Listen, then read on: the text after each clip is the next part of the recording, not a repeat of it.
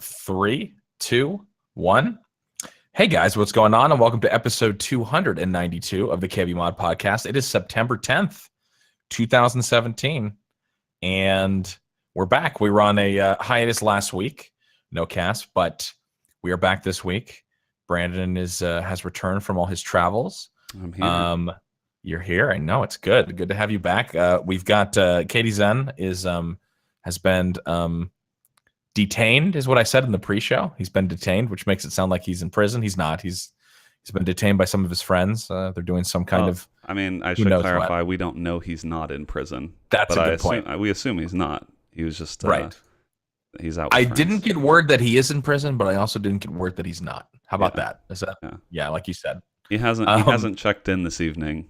So exactly. When the cast is over, we we're gonna have to make sure we know where his whereabouts at all times.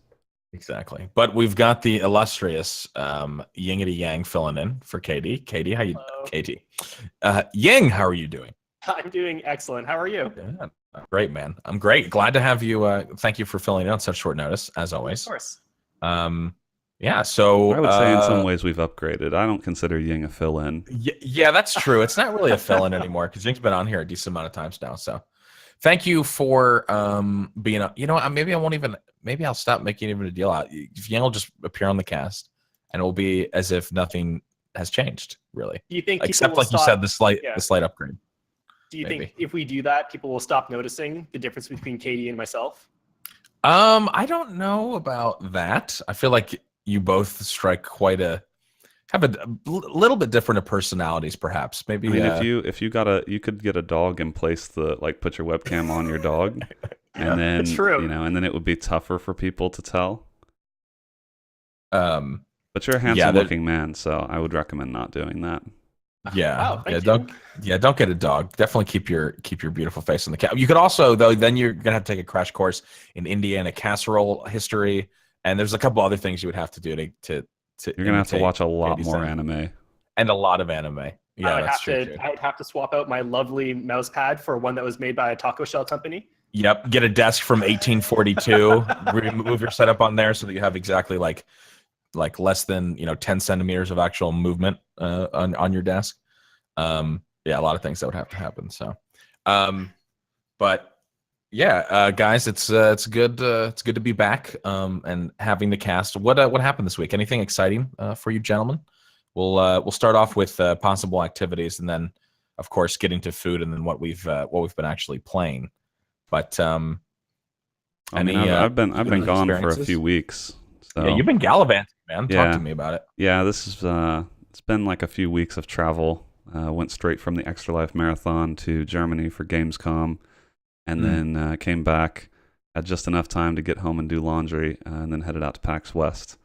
So had a lot of fun at both, but my body was definitely getting tired of the travel. So this was the first weekend I've been at home in a little while. But yeah, had a really good time at both. I don't even really remember what I ate across all of the travels, but there were some good meals. I had like some authentic German food, in Germany, as you do. I'm trying to think. I don't know. I had like a steak or two, but then today I came crashing back to reality because I was lazy. I didn't really want to. I don't know. I didn't want to order anything, and I was like, I wonder what we have in the freezer. And so I looked, and there's like, you know how, as an adult, you just have things in your freezer, and like you don't ever actually eat them. You just see them, and you forget about them. So we've had some stuff in our freezer for a while, and I was like, what's in here? Like if I take the stuff out of the front, like what's in the back? Dang, you're going. Oh no! And there was freezer diving. There was some frozen salmon. And I was like, it's like, you buy it at the store. And I was like, okay, what is this? The Best Buy date, which again, frozen stuff is, the Best Buy date is just like a suggestion for taste. Suggestion what's frozen, yeah, sure. It's not like it's going to be harmful, but it's probably not going to be amazing. Best Buy date was like September 2016. Oh my Lord. Wow, that is some old fish, my friend. But again, I was lazy, and I was like, you know what? I'm either gonna throw this out or I'm gonna try and eat it. No. And so And so I did. I preheated the oven, which takes 10 minutes. Right. Then I cooked it, which takes like 24 minutes. And so I'm like 35 minutes into having to do this. And then you realized what you were doing? Or? Well, no. I mean, like I went through with it, but I just the whole time I was thinking, in 35 minutes, I could have gotten so many other types of food. I could have done. Oh, I could have absolutely. cooked myself. I could have like hand prepared a meal inside of 35 minutes. But instead, I would like I'm eating You cooked this fish from this, like, 2016 from last year. and we had some frozen vegetables. And so I was like, I put some frozen asparagus like in the microwave, which was trash. It was terrible. I didn't even eat. I didn't eat that. If Hillary's listening, she's gonna be upset. I threw some of this stuff out. But then I had some frozen Brussels sprouts. Those were fine, actually. The frozen Brussels sprouts were fine. The salmon was like, it was edible, but definitely like very just the most.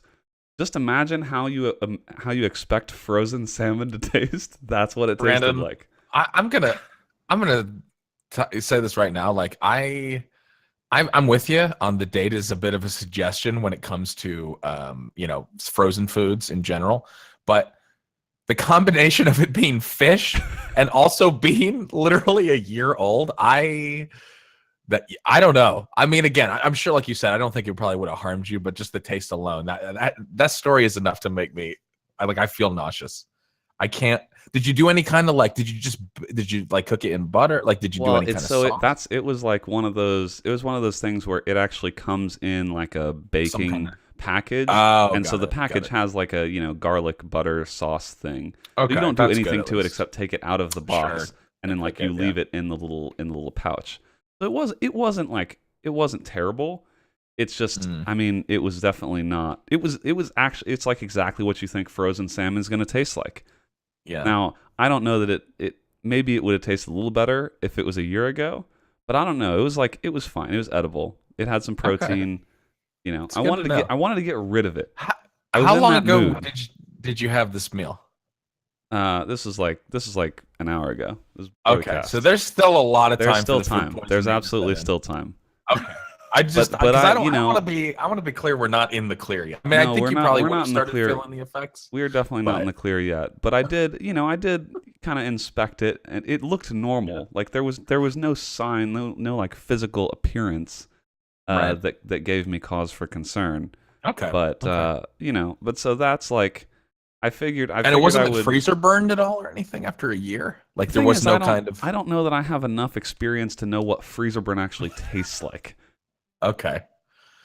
So because anything that's been in so long that it's like that's probably freezer burned, I think I've only ever thrown out. But today I don't. For some reason today I just I wanted fish. I was like salmon sounds all right, but then, I should have probably just thrown it out, but I didn't. I'm kind of disgusted, but I'm also kind of proud of you for not wasting the food. And that's the thing is, I didn't want to waste it. I was like, this is edible. It's not great, but you know what? Like every day that I went to school for a really long time, I ate stuff that was edible and not great. It's like it's sustenance. It got me through another few hours. Sure. So that's. I guess what I'm kind of surprised you did this is like, there's definitely situations where you're just like, yeah, I just require sustenance, but it's like it's the weekend, you're off of work, like you could have. Like this almost sounds like but again, I guess it all is your frame of mind was that like you were like I didn't want to waste it, so yeah. And I was also I knew we had the podcast later, so like I didn't have time to go to the grocery store and like get something fresh. So I thought, what do we have in the fridge? And I had all I have otherwise in the fridge is like I have some Hot Pockets. I was like, I should have something more. I have something more than that.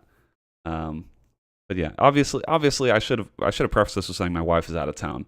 That's like obvious. My wife is out of town. Yes. Otherwise, what do you think Hillary's reaction will be when she found out you ate fish a year old from the freezer? Do you think she'll be impressed? Or I think she's the one that bought it. So really, like, I don't want to point fingers, but like it's kind of a little bit her fault that like I've got to be cleaning up the stuff in the freezer.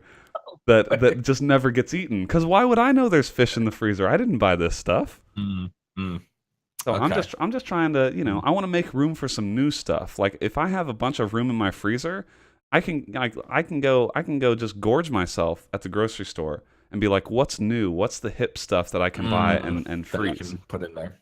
But we have no That's room, true. so I had to get rid of some stuff.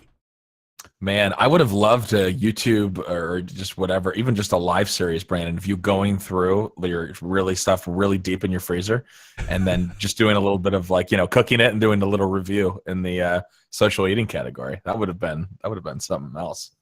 I mean, you say that, but like that, I'm sure someone could probably make that. Oh, sure. Thing. Oh, 100%. I don't know that it would be that interesting to watch me do it, but I was definitely like, I had a lot of thoughts as I was doing this. Like why, especially when I've like started the timer and I've already preheated the oven and everything, and I just have to look and I'm setting it for 24 minutes. I'm like, what am I doing? But in 24 minutes, I could drive somewhere, pick up a meal, and be back here by the time this is done. It's like so much work to eat year-old fish. It like, really is. I had to pull out a pan. I had to I had to find the oven mitts. Yep. It is a lot of. It's almost as much work cooking like frozen stuff that you actually bake in the oven. It's almost as much work as like making fresh food. Yeah. Man. No. Yeah, that is. I mean, just thinking about all the, just watching cooking shows or like, 30 minutes is, 30 minutes they're pulling out insane entrees, on these cooking shows. Like, exactly. Not that exactly you're a master chef, but still. Well, like, I figured if I do this, if I take this one for the team, then I get the chance to buy like new frozen fish, right? And then true. I'll make sure that I eat it inside of a year. Exactly. Wow, that's amazing. Well, thank you for sharing your journey to the back of your freezer, and again, keep us updated on again. I mean, an hour in, I feel like you would start if it was really bad. Something would start to not click. It would have already started, setting it. And I mean, I did also. So. It was like 20. I think the instructions were like 24 to 26 minutes. And so I definitely cooked it for like the max time they suggest. Yeah. So I'm like, I'm not gonna risk any foodborne illness for the sake of taste. Gotcha.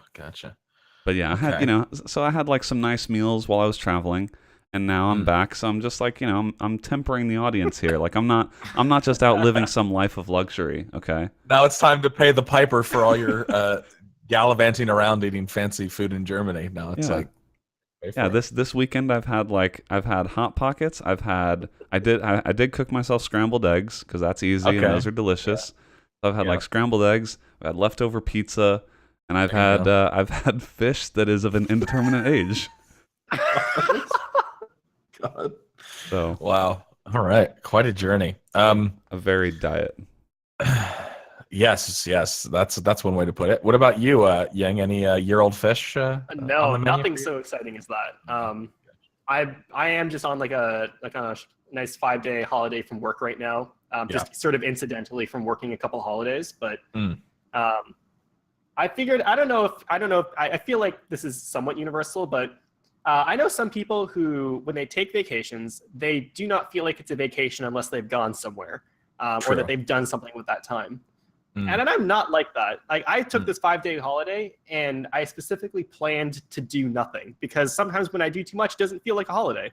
I don't know if either of you are like that, but totally. No, totally.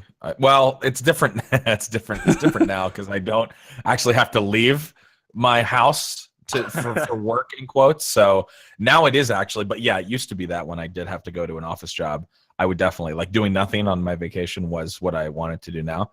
But it has since flipped, and I went to Jersey actually for a couple days during this summer, and that actually did feel like a real vacation. I was like, oh, change of scenery. But I totally get you guys going to your actual brick and mortar jobs like normal people. That like not doing anything is relaxing. I totally. I typically try and do that around like Christmas when you already have a lot of people are going to be out of the office. Like we'll probably travel and see family or something, but I'll usually try and come back a few days early or something so that, I just get a few days at home. Because I agree. A nice little staycation. Those can be that's what like the buzzword is. Yeah, those can be that's the millennial word. That's the millennial. That is. Those can be the best way to recharge. Like I really enjoy taking vacations where you travel, but sometimes if you come right back, like let's say you come back on a Sunday, like you fly back on a Sunday and you've got to be back at work on a Monday, that can sometimes leave you more drained. So Yeah. I usually like Yeah. having a little bit of time, if even when you're traveling, to kind of just chill at home and get back on your feet. Yeah, exactly. So that's really all I've been doing. I just decided to take take advantage of this 5-day holiday to do nothing. So I really What does haven't been up nothing to mean much. for you? Have you just been like streaming and gaming and Netflix? Yeah, it's been a lot of games. I managed to get in 2 streams because I've been sort of I behind. mean, I'm assuming this is the first time you've clothed yourself in a few days. Camera. You know what? I'll be transparent about that. I do not enjoy being naked in my own house. Okay. I'm basically always clothed. I feel like I literally asked Yang because he's wearing a collared shirt. I was like, "Did you go to work today or have to do something?" He's like, "No, I'm on a 5-day vacation." And then I was like, "Oh yeah, it's just Yang. He always has to look fantastic, doesn't he?" Like this is Ying's like lounge clothes. Like for those listening, Ying is wearing a collar, like a nice button-up collared shirt, and like this is like I just imagine Ying, you have like dress pants on and shoes on, and you're like, yeah, this is my lounge gear, just chilling. Yeah, I'm just on relaxing. vacation. He shined his brown leather shoes before getting on the cast. A nice little relaxing shine. Yeah. No, I was just explaining. Yeah, like my pajamas are a nice like 3-piece suit. Wear a top hat when I go to bed. It's my headgear. So no, I really haven't been up to much. I've been trying to catch up on my streaming a little bit, which has been going really well. But back to work in a couple of days. So are you like dreading it, or will you be ready to go back to work after? No, I actually am ready to go back to work. It's this weird internal clock situation where after I was off for 2 days, I forgot that I had more days off because I was thinking, I was like, oh, I got to get to bed early now. I better I was trying to prep myself to get back into a work week. And it's actually like, hold on, I have another 3 days off. So, no, I haven't been dreading it at all. I'll be ready to go back. I feel like if it was any longer than 5 days, I'd start to get antsy about things to do, but. Gotcha. I feel like that's a good amount 5 days of time. at home is when you kind of start running out of things to do. Yeah. Yeah, especially when you plan to do nothing. Like eventually it really does become nothing instead of just relaxation. So gotcha. Yeah, no, really it's just been streaming and gaming. That's really all it's been. Ying, forgive me, but my thoughts went here as we discuss your undergarments. Oh boy, spicy. Are you this is going somewhere, I promise. Are you a boxers or briefs guy? Boxers. Boxers, okay. Yes. Scott, what about you? I am a boxers guy. Though because I'm a cheapskate, I haven't sprung for the boxer briefs, which I hear are truly, people swear by those, but they're generally a little bit more expensive. So I'm boxers. Yeah, so I've been a boxers guy for like most of my life. Like I don't remember a time where I wasn't, but probably when I was super young, I'm sure. Yeah. But I've worn boxers for a really long time. But I decided recently, I was like, kind of like you. I was like, this boxer briefs thing, people seem to really like these. Heard about it. And I was thinking like, especially because it's been really warm, in the East Bay here where I live, for a while. And I was like, okay, maybe I should give this a try. It's like I don't like when they bunch up. Like there's some things I don't love about boxers. So I gave it a try. I was like, find some stuff on Amazon, try and find a good brand, and give them a try. And so I just wanted to see, if you guys had any opinions that would sway me. But I'm giving it a try. My jury's still out. But so far, are you wearing them right now? I'm wearing them right now. Okay. So how long have you had them? Just like a day. Oh, just a day. I just got them. This is brand new stuff. Like a lot. This is a up to the minute review. It is. Okay. So it's kind of tough to get used to because when you've worn boxers for so long, there's definitely a different feeling.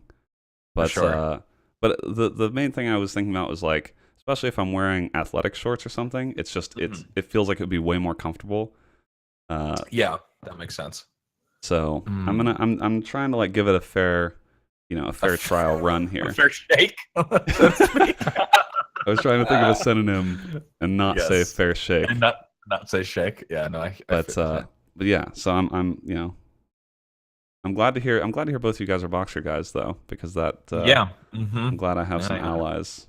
Yeah, chat very much in fans of Boxer Brief. So we'll see. I'm gonna be.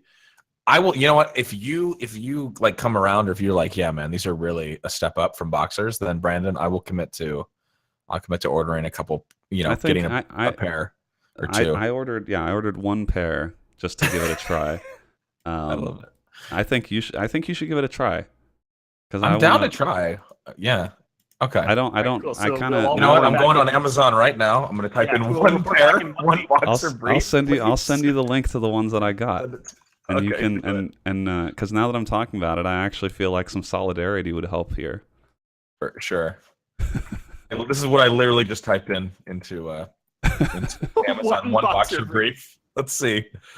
Oh wow. I like how your search term assumes that like they just the common way they sell them is in multi-packs. I mean, that's how I assume. That's how I buy my boxers. I buy my boxers in multi-packs. So, damn, dude. So anyway, sorry for diverging, but I couldn't get my mind off of Ying's body. Yes. Oh, No, goodness. totally All understand. No, and I don't really have anything else to share. It's been streaming, gaming, 5-day weekend. Got it.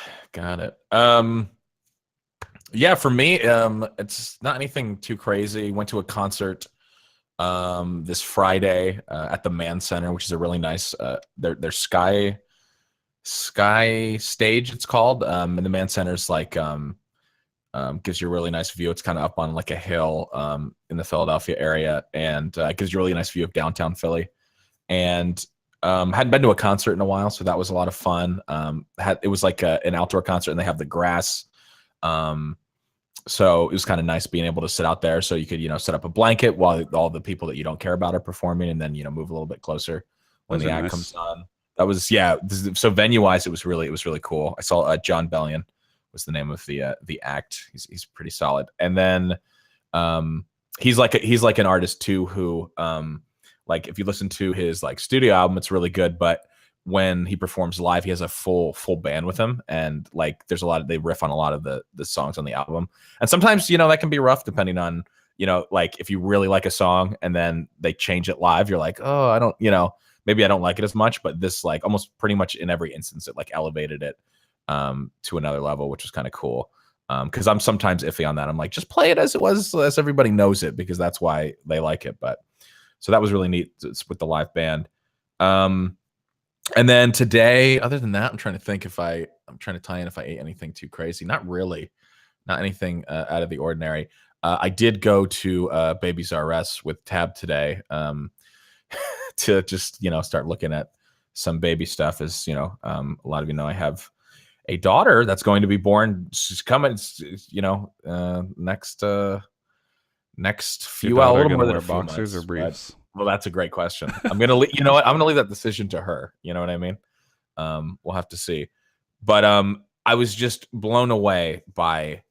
I shouldn't be surprised, but like at one point we're just walking the aisles, and I said to Tab, I was like, "How did people have babies before modern technology? Like there is an aisle, like you would just go like, oh, okay, here's the aisle for stuff regarding breastfeeding, okay, and you go, okay, there's some pumps, there's some other stuff.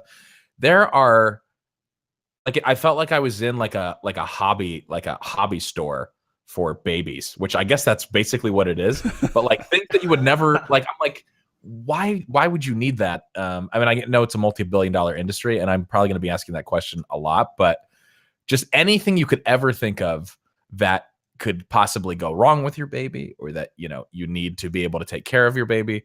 It was very overwhelming. What was like the most esoteric thing that you saw there? I'm trying to think like the weirdest thing that I saw. I think it wasn't so much like the variety of items as it was also like, so there'd be like the thing where you how you get like boogers out of a baby's nose. You have this, you suck them out essentially with this little device. There was like, so you'd have that, but then you'd have like 3 other kinds of those, and then different brands of those. And it's like, I mean, it's just this really simple contraption. I don't need like a name brand or whatever else of that kind of stuff. It was more just like the sheer variety and amounts, even just like strollers or pack and plays. It's like, you're like shopping for like a car. There's so many different ones. Oh yeah, the strollers for sure seem like strollers. the I mean, variety is pretty wild. 20 Like or 30 they're like different off-road. kinds. They're like off-road strollers with massive tires and stuff. No, absolutely. So It yeah, some sounds of these look like, are you off-roading with your baby? Like, what is this? It sounds like you're gonna have to like finance one of these strollers too. Exactly. No, absolutely. Yeah. Like, so some of the real ritzy ones are like $600. I'm like, oh my God. Wow. I mean, that was like the one they called it like it was like a track. It was like like a track stroller. So I guess if you're like a jogger or you're a runner, this thing can really, it's got shocks on the thing. Probably, you can probably set cruise control on it so that it will keep up with you. Probably got a motor. I mean, I don't know. They have one with a trailer hitch on it.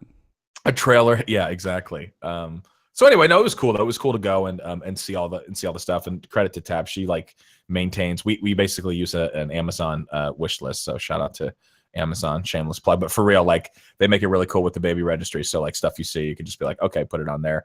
And it's been really cool too. My chat's been super generous, and they've been like buying stuff for Delaney before she's even been here. So a lot of that stuff's already been taken care of.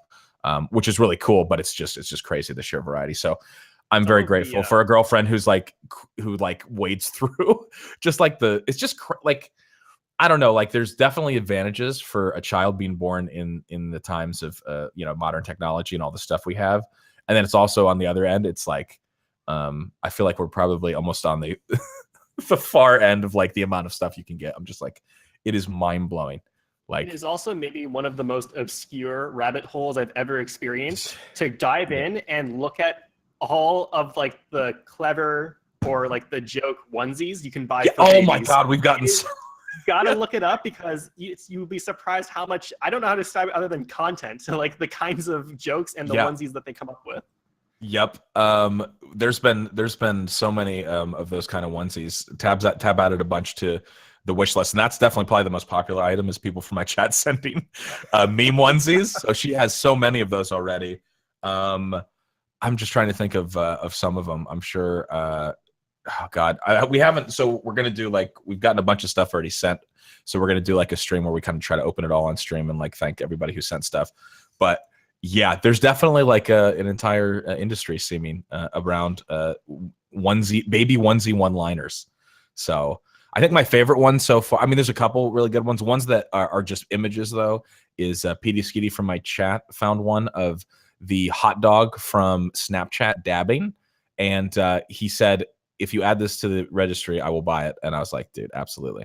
So Delaney has the Instagram hot dog dabbing. That's it. That's just it on the. It also has a little caption that says "boy" on it with an yes, eye. oh, that's right. It says "boy." It says "boy" on it. That's actually right.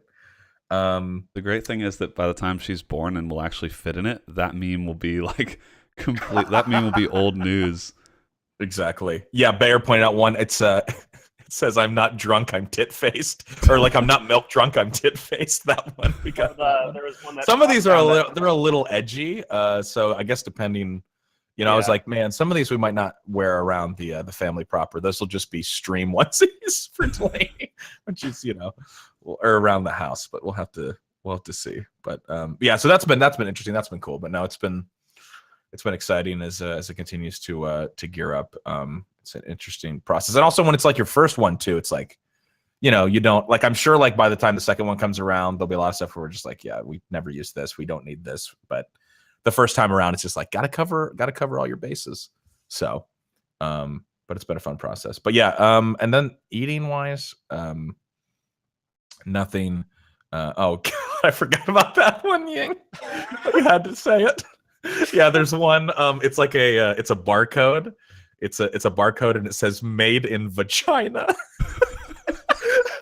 That might be my favorite one. That's another one that, again, not going to be probably for family consumption, just for around the house.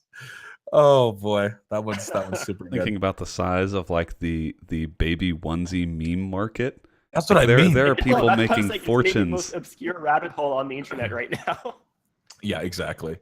Yeah, Tabs in the chat. She's already like, yeah, I'll let her wear it on stream, but like a lot of these only going to be stream. And maybe don't wear it to church. Yeah, exactly. Not going to make it to church with the grandparents, I don't think. But yeah. So yeah. Okay. So what about games though? As far as what we've been playing, let's start with you, Yang. You've been got 5 days off, been playing probably a decent mix of games. What you've been up to? I've mostly been actually going back through some older games that I haven't touched in a very long time. Like I recently started New Game Plus on Witcher 3, and so I'm getting back into that a little bit. I also, for the first time, and you were there, for the first time I played Rainbow Six Siege in quite a long time. Right. That's right. Which I have mixed feelings about that game still. Yeah. What are your feelings about that game? I completely understand why people like it. But the thing that maybe annoys me most in a game is when I don't know how to fight back against a certain situation. Like in Counter-Strike, if I lose a situation, I know why. I can understand that this person out-aimed me, or I misplayed this, or I didn't do this correctly. Right. But it feels like there's still, I heard that Rainbow Six Siege is no longer peer-to-peer, and so the peeker's advantage shouldn't be so bad. Right. But I still feel like I get hit around corners so quickly that when I look at it on a kill cam, it looks like such a different perspective, or like the time that we see each other is so different from what I experienced. Yeah. That I'm sort of mentally backing myself into a corner where it's like if I win or lose, it's totally incidental to like just how, I don't know if it was the server or the way that played out, but then again, like it's such a different game that to compare it to the way that I think about Counter-Strike is not fair. So it's one of those games where it's so different that I think I'm just maybe frustrated because I don't understand what I'm doing right or wrong yet. Gotcha. So, but anyways, I do understand why people like it and how high the skill ceiling is for sure. So I've been going back to that. I also recently reinstalled City Skylines, which is what I was just streaming, which is still an excellent game. It is still such a competent city builder, and I was made aware that there's a bunch of expansions for it now that often drastically change the way the game actually works. A lot of like quality of life updates and adding in things like seasons and winter and basically changing some fundamental mechanics of the game. But as far as anything new, I haven't really been playing anything new. I did finally buy Nidhogg 2 because the KBMOD LAN, I managed to play 2 games before I got eliminated. And when I was eliminated, all I thought was like, dang, all I want to do now is play more Nidhogg 2 because that was my first experience with that game and it was a lot of fun. Yeah. That's going to be a good buy for a long time. That's a game that's going to last you a while. Yeah, and I mean, just like even going back and going through their versus AI mode and just trying to beat your old time and trying to get through all the fights faster, and it has been a very good kind of like hop in and play it for 20 minutes kind of game. And although this was a while ago, the Destiny 2 PC beta was maybe the newest thing that I played, and I don't know if we'll have a conversation about that later, but. Well, let's have it now because we can have it now. I didn't get a chance to play it because I was traveling, so I'm curious what your thoughts are. I loved it. I thought the beta was exactly what a beta should have been. There wasn't a whole lot of content because that wasn't really the point. But essentially, like the rundown of the beta was that they gave you one PvE strike to play. And then 2 PvP playlists. One was sort of like a domination mode, and then the other one was sort of like plant the bomb, defuse the bomb kind of deal, similar to Counter-Strike. First of all, the game runs incredibly well. I had no issues loading up that game. The frame rate was excellent. Everything felt very tight performance-wise. And I was never really into like the whole PvP side of anything that was like reminiscent of an MMO or an RPG MMO. But Destiny 2's PvP was maybe the most fun I've ever had with that kind of a game, mode. The shooting felt great. The movement was a lot of fun. Even like some of the very shallow depth that we were able to get into regarding like strategy and how to shoot. And we're playing it a lot with. I know Scott played it quite a bit with the usual crew, and I managed to get in a couple of games outside of that as well. And it was great. Just overall, the beta performed well. I had no technical issues with it. Basically, if the rest of the game operates the way that the beta showed, I'm going to be really excited about this game when it comes to PC. Like as far as a technical showcasing, it was excellent. Yeah, I totally agree. I echo everything you said. I was totally blown away. I didn't expect to dislike it, but I just didn't have any expectations going in. And like the PvP, and again, I echo the PvP sentiment because like it's 4v4 Counter-Strike essentially, but obviously deeper than that in the sense of like you have like your super and stuff like that you have to contend with, and but the map design, I mean, even the one map that we played, I really actually enjoyed the map design on that. I'm really anxious to play more maps and see how they frame it. But I think that there's going to be quite a bit of content because for me, like a lot of people are excited about the PvE stuff. They like the grind. They like that. I'm less concerned about that and more like just based off of playing one map over and over again for the PvP. I'm like down to spend $60. Like take my money. It was like that. It was that impressive, and also just the way it ran too, Brandon. Like Ying saying, like it was so well optimized. It didn't feel like a port. It felt like a game that was like, if you didn't know that they were gearing and focusing it toward console, like you didn't have ever heard of Destiny, you've been like, wow, this is just, they really got it. Like they just really know what they're doing on PC, which was encouraging. Like Which it was relates super well back optimized. to, I believe one of the devs was even talking about that, saying like if they were going to do Destiny on PC, they're not doing a port. They're basically building a second game from the ground up, right?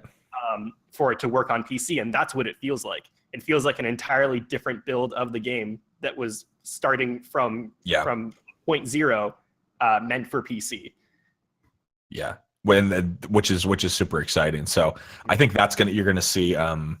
And I think, I mean, and again, not that I'm not poo-pooing the console players, but this is the KBMOD podcast. So, keyboard plus mouse or, perish. So when I watch other people play it and, with their cap 30 FPS or whatever else, I guess if you have a PS4 Pro, the experience is a little bit better. It's not quite locked at 30. It's a little bit higher, but I'm just like, man, and I guess I can also understand like people not being able to wait if you're a huge Destiny fan. Like I'm going to be doing that with when Red Dead comes out, and if it ever comes out for PC a year later, 2 years later, whatever, like if it's like GTA, I'm not going to be able to wait. But I've heard some people saying they're going to basically get both.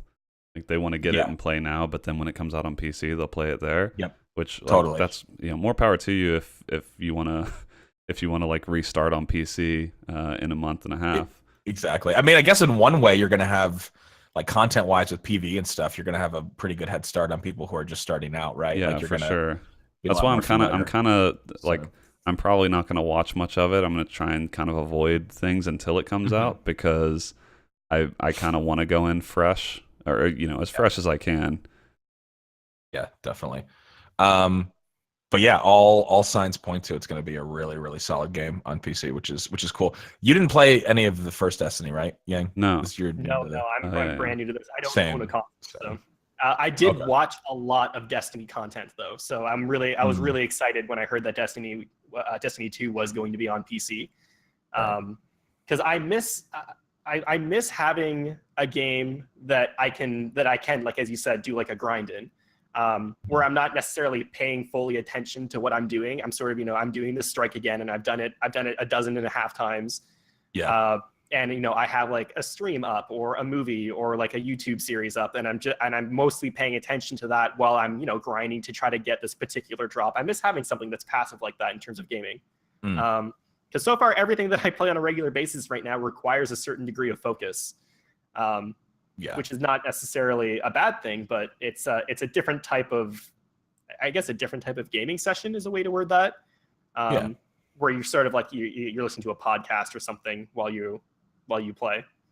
Yeah, that's I enjoy that too. Like I kind of get that with Diablo a little bit. Like when we go back in Diablo and play the seasons, Diablo is kind of a game like that where I don't have to pay full attention to what I'm doing. And I can, a lot of times, like I can tab out or I can do something else briefly.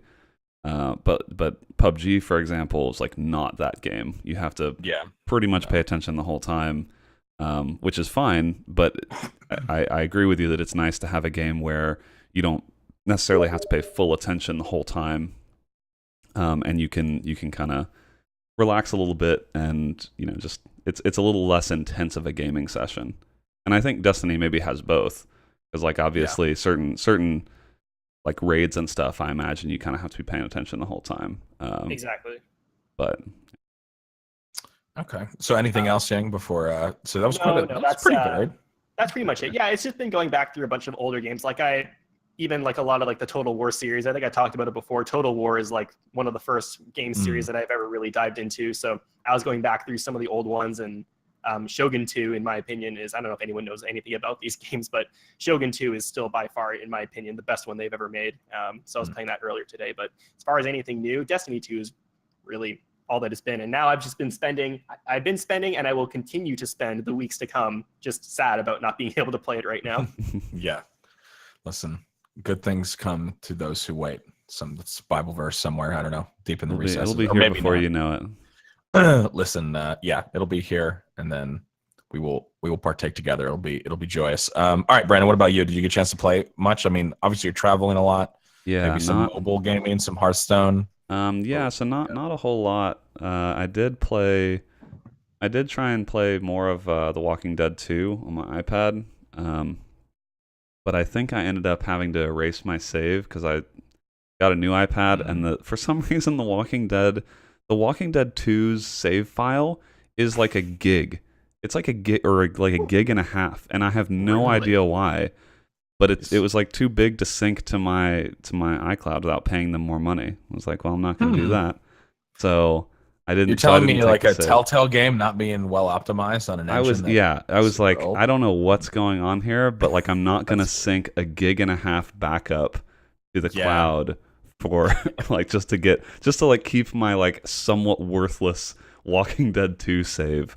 So I may have to restart that. But I wasn't I don't know. I wasn't in love with it. It was just like it's something to do, and I have all of the episodes for season 2, so like I might as well finish it.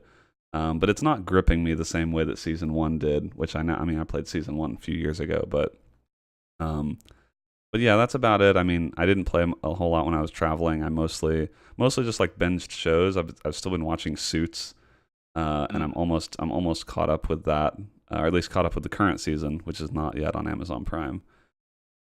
But so I've been watching a ton of shows and like watching stuff I had downloaded because it's like basically impossible to watch things on hotel internet.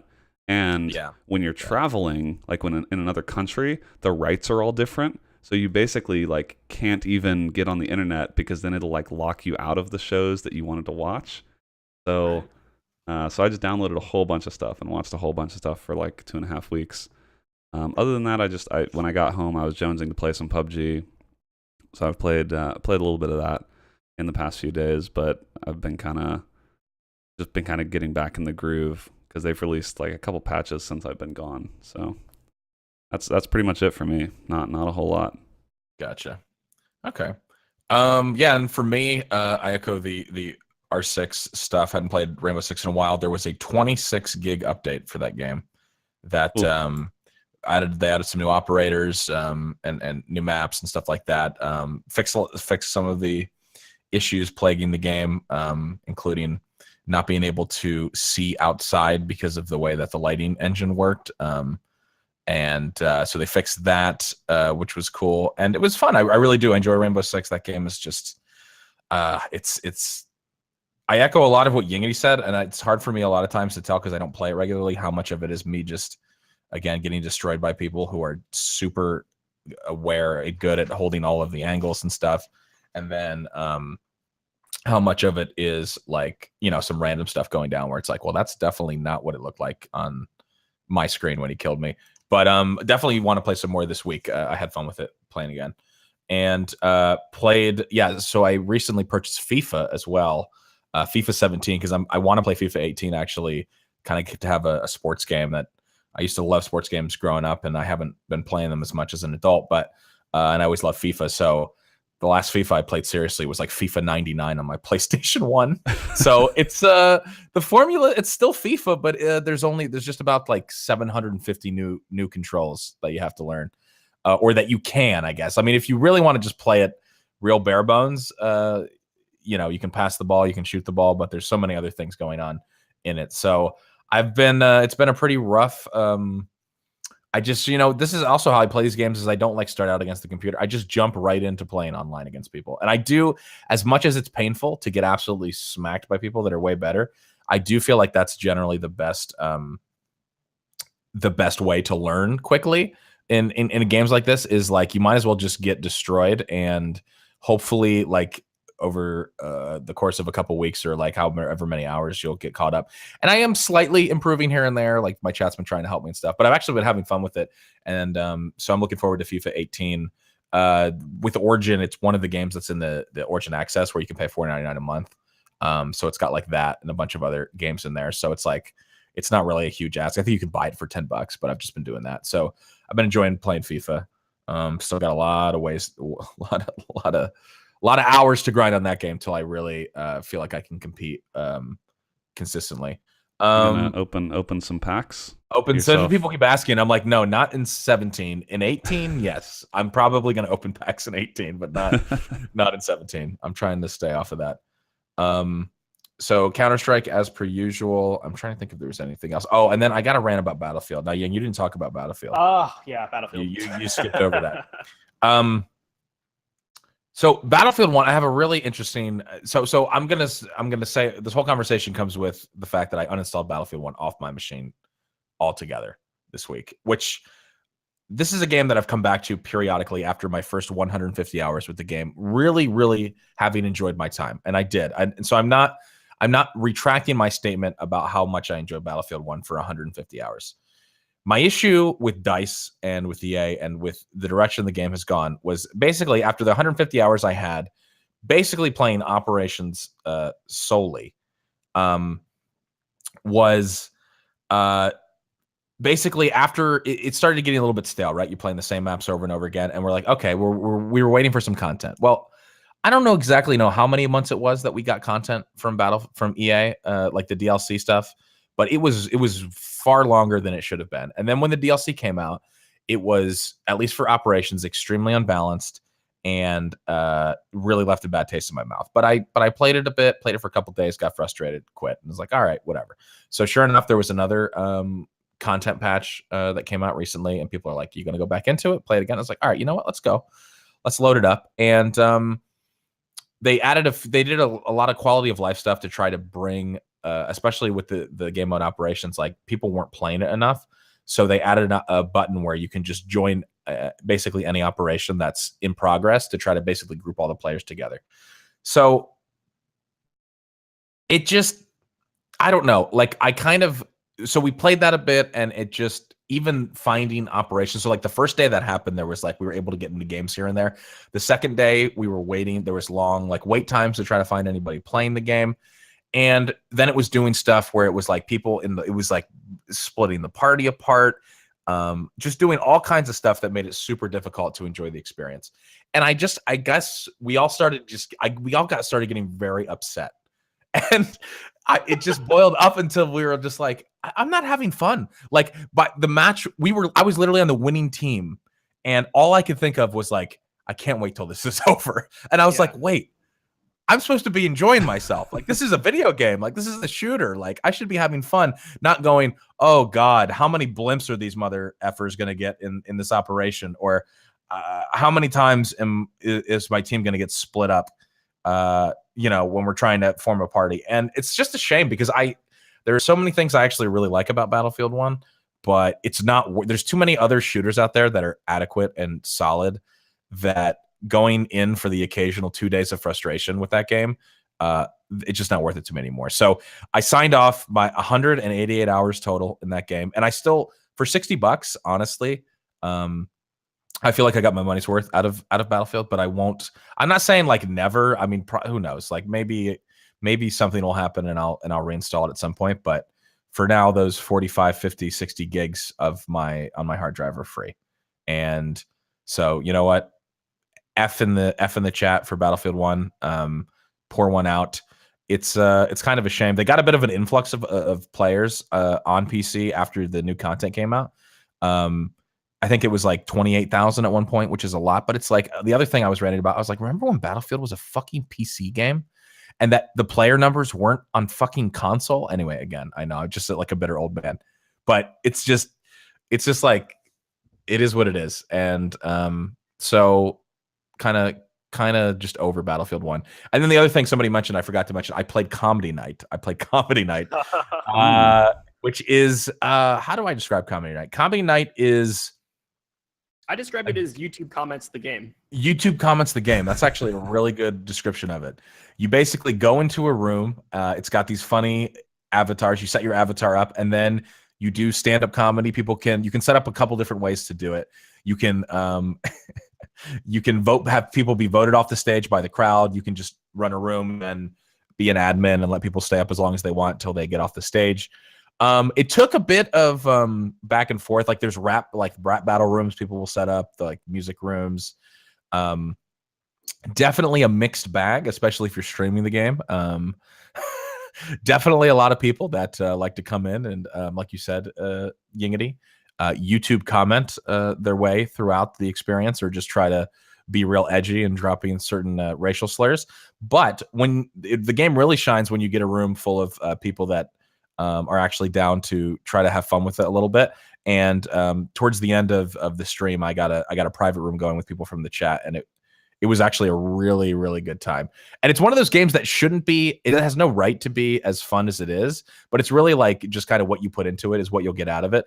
And how stupid the avatars look, also with like the voice, you can pitch your voice super high or super low, or keep it normal. The facial expressions, you can control your eyebrows, your mouth and stuff while you're on stage. People are playing songs through their phone or through their computer. So every time the guy opens his mouth, it's like, the Seinfeld theme or whatever. Like there's a lot of fun stuff you can do with it that actually makes it pretty hilarious. So I'm definitely looking forward to doing some more Comedy Night at some point this week. And for $5, I think it was on sale for. It's kind of hard for me not to recommend if you have a group of people to play with. Now, I imagine if you were just going solo, your experience might differ a little bit, but definitely an interesting game, and actually kind of genius, considering that it had its run a bit on Twitch, I think a week or two ago. So not as many people playing it now, but somebody designs that. Someone just said, like, why would you pay $5 to do what you could do in Discord? And I was like, it's not.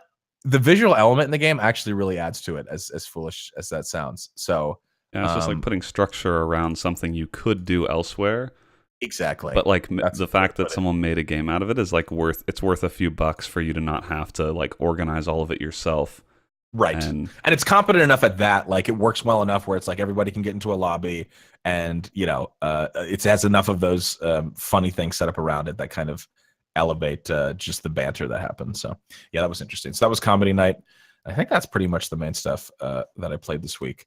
So before we jump into some news, we've got some info on what's going on in KBMOD, Brandon. And first of all, I'll let you take this one away, because I believe you were the maker of the new build guides. So talk to us about it. Yeah, we put up some new build guides for September. Those just went up yesterday. Pretty much not a whole lot changing with these guides. Unfortunately, video card prices are continued to be like really high. I think due to like cryptocurrency mining and just general shortage of a lot of different cards. Mm-hmm. So like all the video cards from our previous build guide in July, they were all more expensive across the board. So it made it kind of tough to keep the same level of quality on each build. And the other thing is that memory prices have spiked up a bit too, which I think was sort of foretold a little earlier this year, that DDR4 prices would be going up due to some shortages, but that seems to have materialized. So unfortunately, not great news for PC builders, because this month's guides were pretty much just trying to like cut costs, and keep the quality at the same level.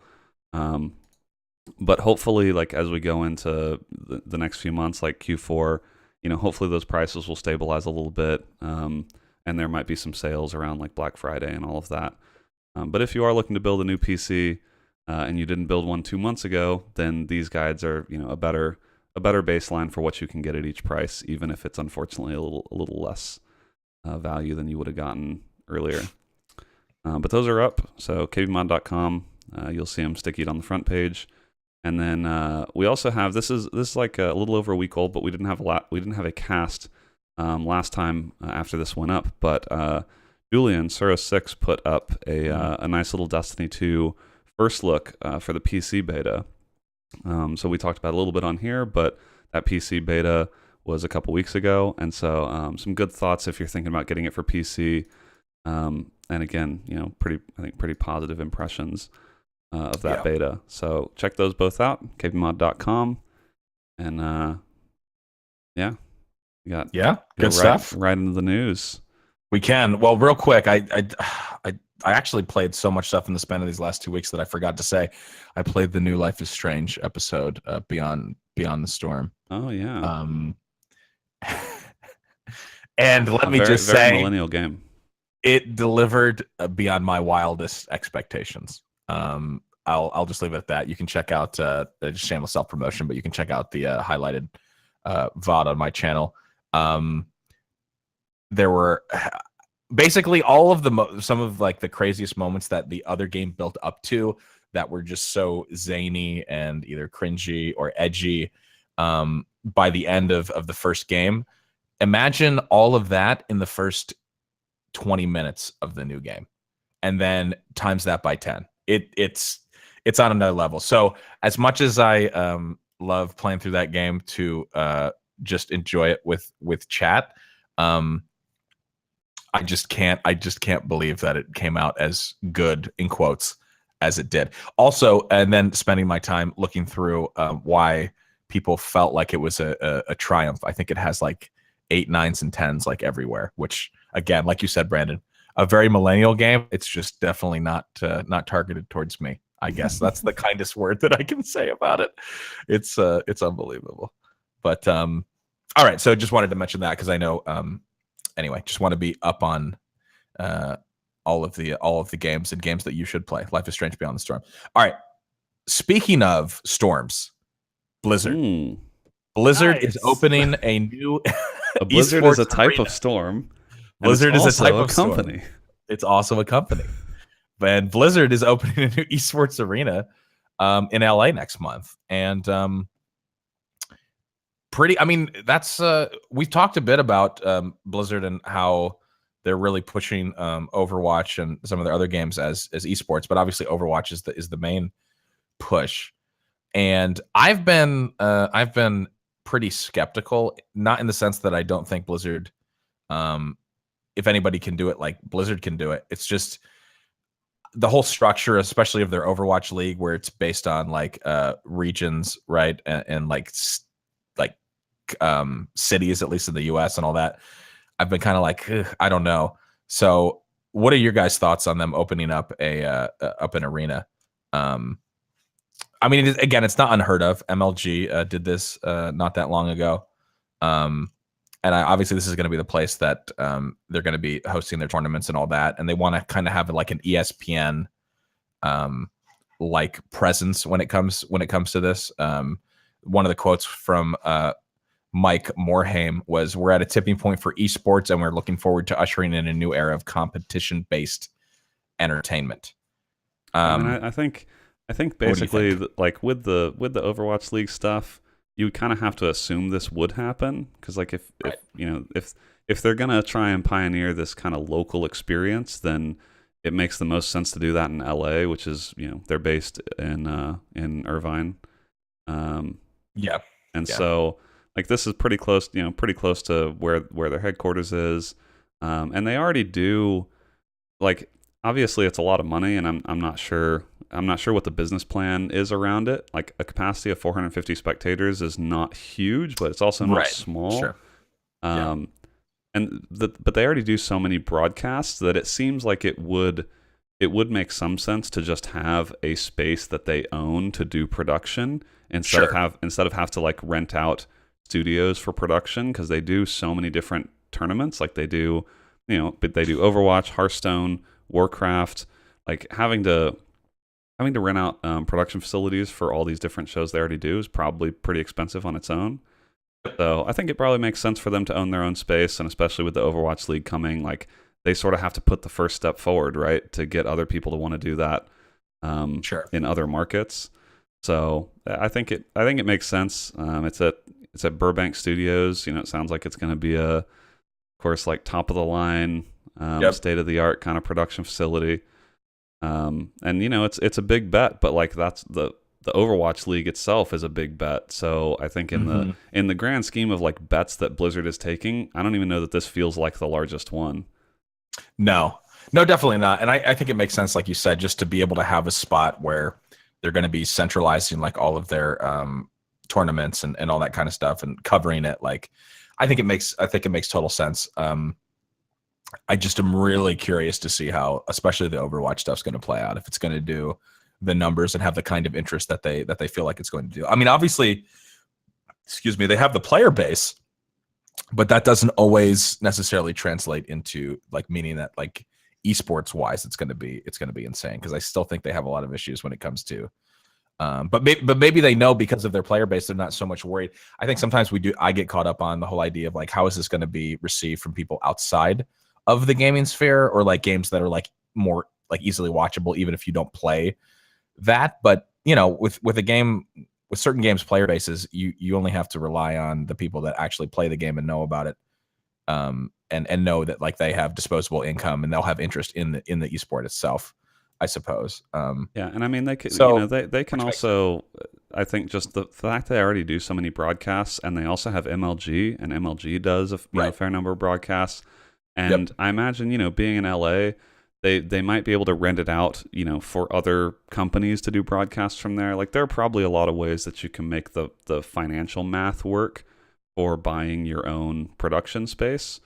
Given all the different jars that Blizzard has their hands in, and so I think this to me feels pretty obvious that they would have to do this for the Overwatch League. But even if the Overwatch League doesn't work out, I think this could still turn out to be a good move for Blizzard. Like all of their games are growing into esports, and at some point, like you kind of have to make sure that you're the one able to put on the tier 1 production for all your games. And what better way to do that than owning your own space?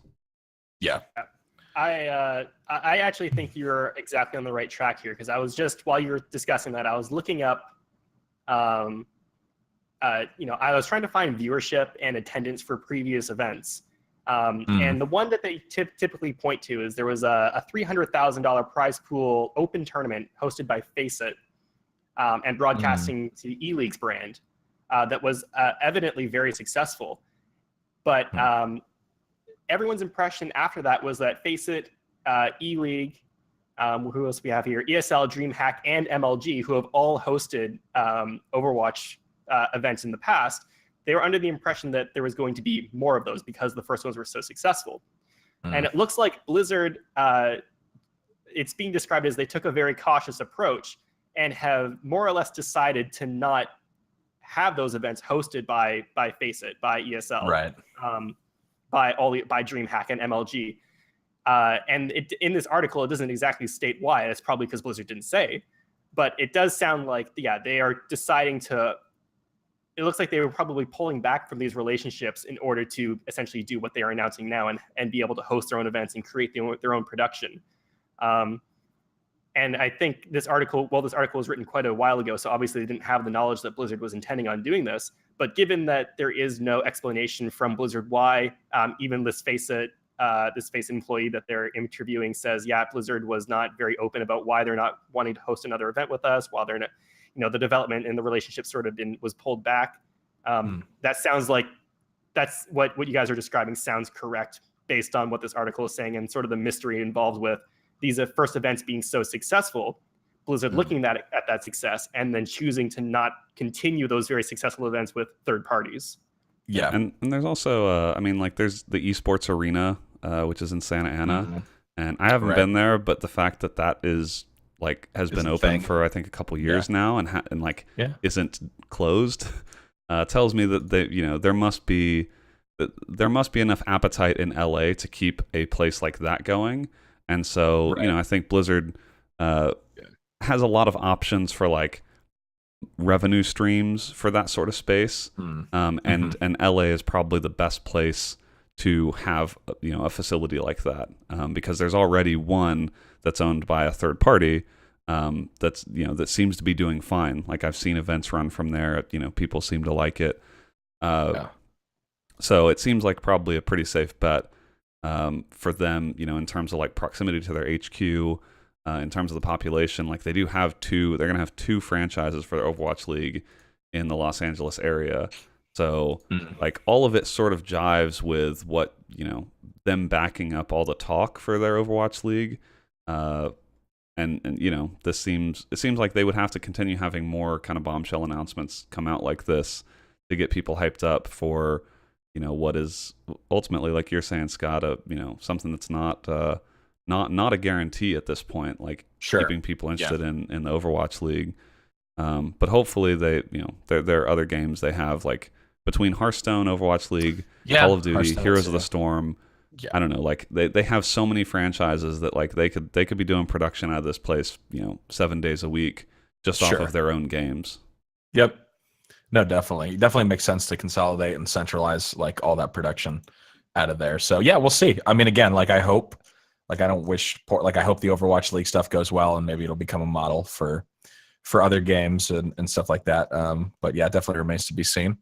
But I mean, if anybody, we said this before too, but it's like if anybody has the cash, right, to be able to take risk like this, it's Blizzard, and obviously with like EA behind them too. It's like, come on, unlimited cash.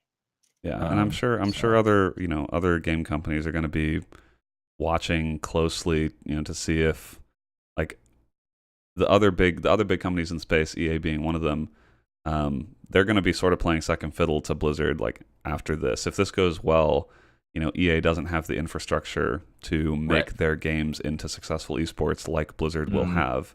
Right. So yeah, it's cool to see. Cool to see Blizzard. They're taking some risks, but also if this works out, this could definitely be a step to take esports more mainstream than it is now, and they're not like they're opening their pocketbooks to try and make that happen. So, yep, yeah. All right, how about you take this? You take this next one because I've read the story and I'm still kind of confused. But yeah, so they're Bethesda. The title of these articles is Bethesda has an unannounced game coming out this year, and all of this was based on an interview that Pete Hines did with Tech Syndicate at PAX West. And this is like, it's confusing because he says there's a game that hasn't been announced, but it's coming out this year. Well, I don't know. Look at the calendar, right? There are less than 3 months left in this year. Or I'm sorry, there's less than 4 months, right? But like we're heading into Q4. There's not a whole lot of time for a company as big as Bethesda to just like drop a game. They said released, and it's like apparently hasn't even been announced. So they're saying they're going to release a game this year that they haven't even announced yet. Now this could be like, I guess if he didn't really say much about it. So like it could be Skyrim on its 100th platform. But hopefully, I just made that joke in chat. Actually, well, there you go. Hopefully that wouldn't be Skyrim remastered on the PS4 Pro. So we don't know, but I have to think you wouldn't drop a hint like that unless it was something people actually cared about. But then after that, Pete Hines on Twitter, which is where all the real news happens, on Twitter. He basically said to like ignore what he said, and so it's like, okay, was he just joking? Right. But then he updates again, saying that tweet was a joke. So like he was trying to make a joke, which I was talking to Scott earlier about this before the cast. Like this is one of the things I hate about Twitter. When people make public replies and act like it's like a private conversation where people will just get that like something's a joke or that something is in context, when like none of us have this context for this joke he wanted to tell. But so apparently he replies back to the tweet saying, "I'm positive I knew what I was saying in the interview. The tweet was a joke I was making to Mr. Matty." And so who knows? Like, who knows what is actually happening? But apparently, there is some unannounced game from Bethesda that's supposed to be Right. released this year. It just I have no idea what that could mean. Yeah. And it's weird. Like, sorry, go ahead. No, I totally agree, and I echo your frustration with the whole like that form of like tweeting or whatever else, especially when like you're looked. I mean, there's a certain level of like, everybody makes jokes and stuff like that, but there is, I guess, a certain level of responsibility if you're kind of like the contact person, or people are going to be looking at your feed trying to be like, oh, what are they working on? Well, sometimes that can get lost in translation, and I agree with you. I mean, there's something. It could be Skyrim. Again, like you said, another Skyrim remaster on some platform no one gives a fuck about, or like maybe some kind of mobile game. I mean, maybe it could be totally innocuous or something not massively like huge that people would get excited about, but like the thing messaging is, like, it was in an interview with Tech Syndicate, and that's, I feel like those interviews are going to be geared toward an audience that cares about like PC games. It's true. It's true. But yeah, and I don't know. He's just, Pete Hines he's the VP of PR and marketing. This just doesn't feel like this feels completely mangled as far as like what I would think of as a sort of marketing strategy for an unannounced game. It's just, everything about this is very odd. And so now we don't actually know if there is a game coming out or not, but it seems like there is. So now I guess we get to speculate at what that game is. But yeah, so there's like as close as I think we get as like reporting on rumors. The only reason this one seemed interesting is because like this is actually from a person who would know. Like Pete Hines would know if Bethesda was releasing a game this year. So it's not really even like a rumor. It's just, I can't tell if he's being serious or if he's joking. And if he is being serious, why would you not build up some hype around this game? Like, you're Bethesda. Yeah, exactly. No, I'm totally with you. I mean, we'll have to see what ends up coming out. But Brian, I think this especially strikes you as frustrating because you're somebody that really likes and can appreciate good PR. You know what I mean? Or when it's done properly. But when it's mixed messaging or like what's going on behind the scenes, or like it just leaves it up to speculation unnecessarily like this. Daddy Brandon is not happy with that, because I mean, this is not that we don't expect that to happen occasionally, but Bethesda's been around, and Pete Hines has been around the block a few times, right? It just feels like amateur hour, like I would just expect something more coherent for for an unannounced game. And if it is some like mobile title or some Skyrim on a new platform or something, then you wouldn't even mention it because you wouldn't want to get people's hopes up, right? People would get super upset if you played with their emotions and then it was just something that like a lot of people won't care about. So I want to believe that there's something big here, but if there is, then the strategy they're employing to me just makes no sense. Like, if it's something that all of us would care about, why wouldn't you hype it up a little bit? Why wouldn't you tease it at E3 or PAX or something, right? Or TwitchCon? Like, I don't know. Just you gotta tease it a little bit, right? You gotta get those free news articles. Yeah, tickle the balls of the who's the guy over at PC Gamer that we always say writes every article. You got to get your free PC Gamer tease article, and instead, that's right. You're getting an article with an embedded tweet from you that's like, we don't know if there's a game coming out or not. Yeah, exactly. No, I'm with you. So yeah, we'll keep an eye on this. Again, maybe like Pete you Hines said, is just trying to build up his Twitter following more. Maybe that's the strategy. Maybe that's... I mean, he's close to 100K followers. He's got 94. Like maybe this is like guerrilla marketing, right? And there's a little bit to be gained because like this is his personal account. So like maybe he's just trying to hit that milestone, and that's why this is all happening on Twitter. Could be. Yeah, maybe we're looking like too deeply into this, and it's just for personal gain. Well, I'll tell you, he's got one less follower after this debacle, so got him. No, I wasn't following him anyway. I don't care about anything that comes out of Bethesda. Follow him, to be honest, just to unfollow him, just so that he sees it. Yeah. All right.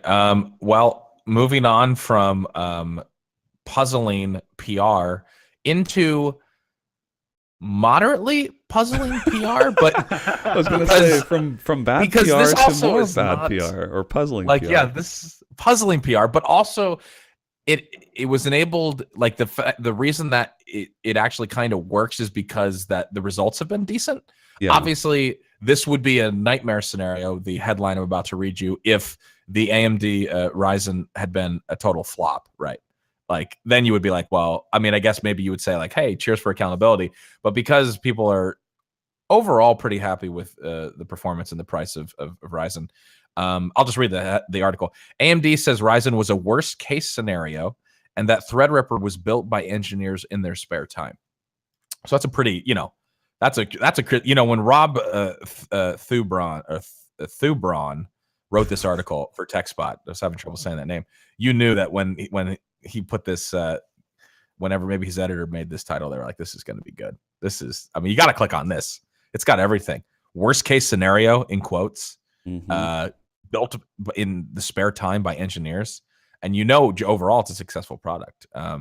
So basically, while it did prove to be extremely popular, the CPU marketing manager said that it was a worst case scenario kind of thing for them because obviously like they were dealing with like brand new architecture on a new node, and that obviously is like tons of that's a lot of risk, I guess, to take, right? Yeah, and I think he was basically like he was saying worst case scenario as like they would rather not have had to build all of that in that spot, like especially if you're familiar with Intel. They don't really follow this anymore, but like Intel's tick-tock cycles, like this is sort of the similar comparison here is like this would have been like a tick and a tock for AMD at the same time, and so like you said, the results have been really good, but I think maybe you're right. They kind of there was some risk there, and they kind of got lucky that it turned out as well as it did. But so it's an interesting quote. That's definitely more candor than you typically get from these large companies. So that's kind of cool.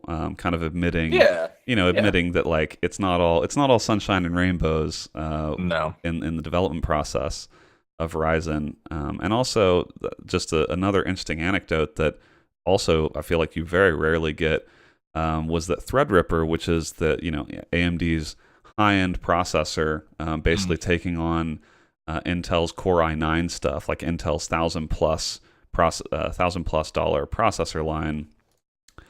They pretty much said that like that wasn't really a planned thing, and that like engineers at AMD pretty much just like it was kind of a passion project, and that it just sort of it sort of turned into Threadripper, but that wasn't really part of their initial plan, which I don't know if that's like a good thing, because that tells me that AMD like just lucked into all of this. Yeah, it's crazy. And maybe there's like a few engineers at AMD that actually know what they should be doing better than all the business people at AMD.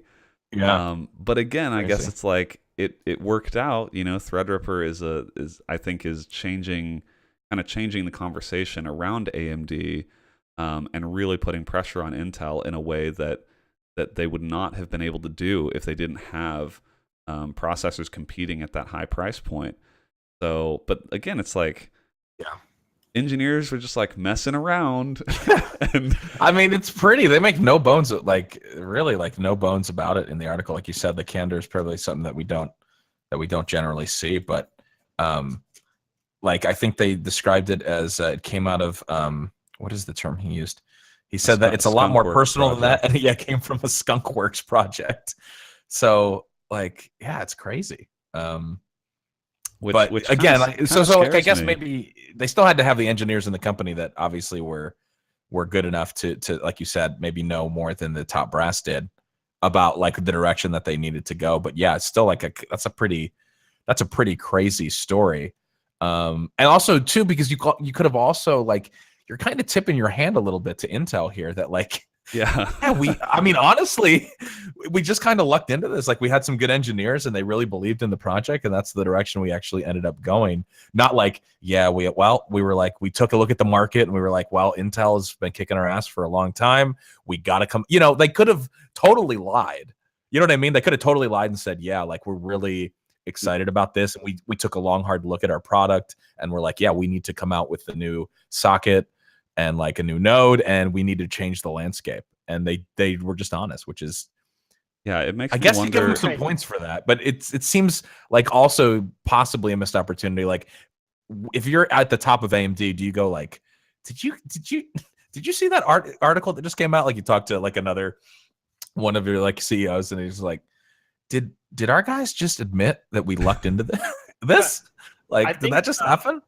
The wildest part of this article to me is, we're talking about this small group of engineers that apparently knew better than a lot of the executives, and through sheer passion managed to get this project pushed through, and it really worked out for the company. I think the wildest part about this is that, quoting from the article, one of the company's cardinal rules was to not go against the grain.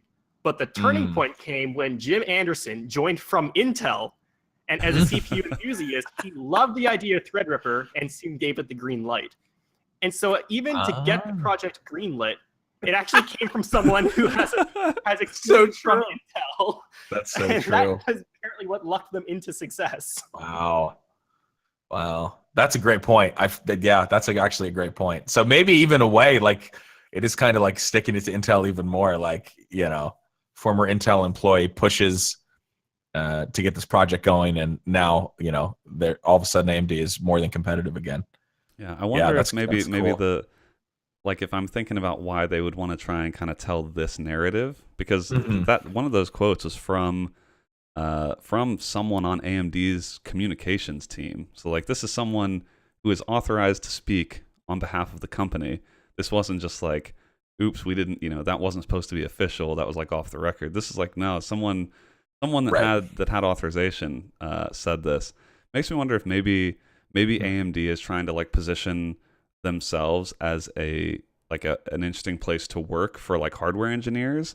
Maybe they're trying to like maybe the scuttlebutt is that like Intel is like a more boring place to work, or like trapped in process or something. And so maybe they're trying to use this as like a hiring play of like, look at this. Like, this got done off a passion project. If you come work at AMD, like, we'll, you got free reign to try stuff, and maybe set the future direction of the company like these people did.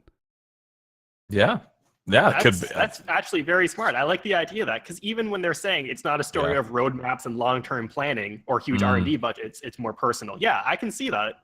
I think the only way you go with that narrative is if you want to like bring people to a place that you want to make them feel like it's more entrepreneurial, more like a little bit of a startup.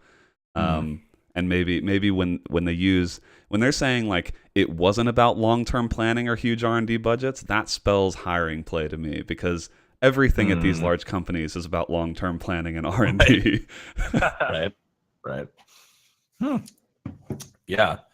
So, I mean, neat little story. And I mean, I didn't ask you guys, I mean, I don't think either of you guys, Yang, are you looking to, I forget if you were looking to do another build anytime soon. Are you pretty set? I'm still leaning towards yes. I just can't really afford to do it right now, but Gotcha.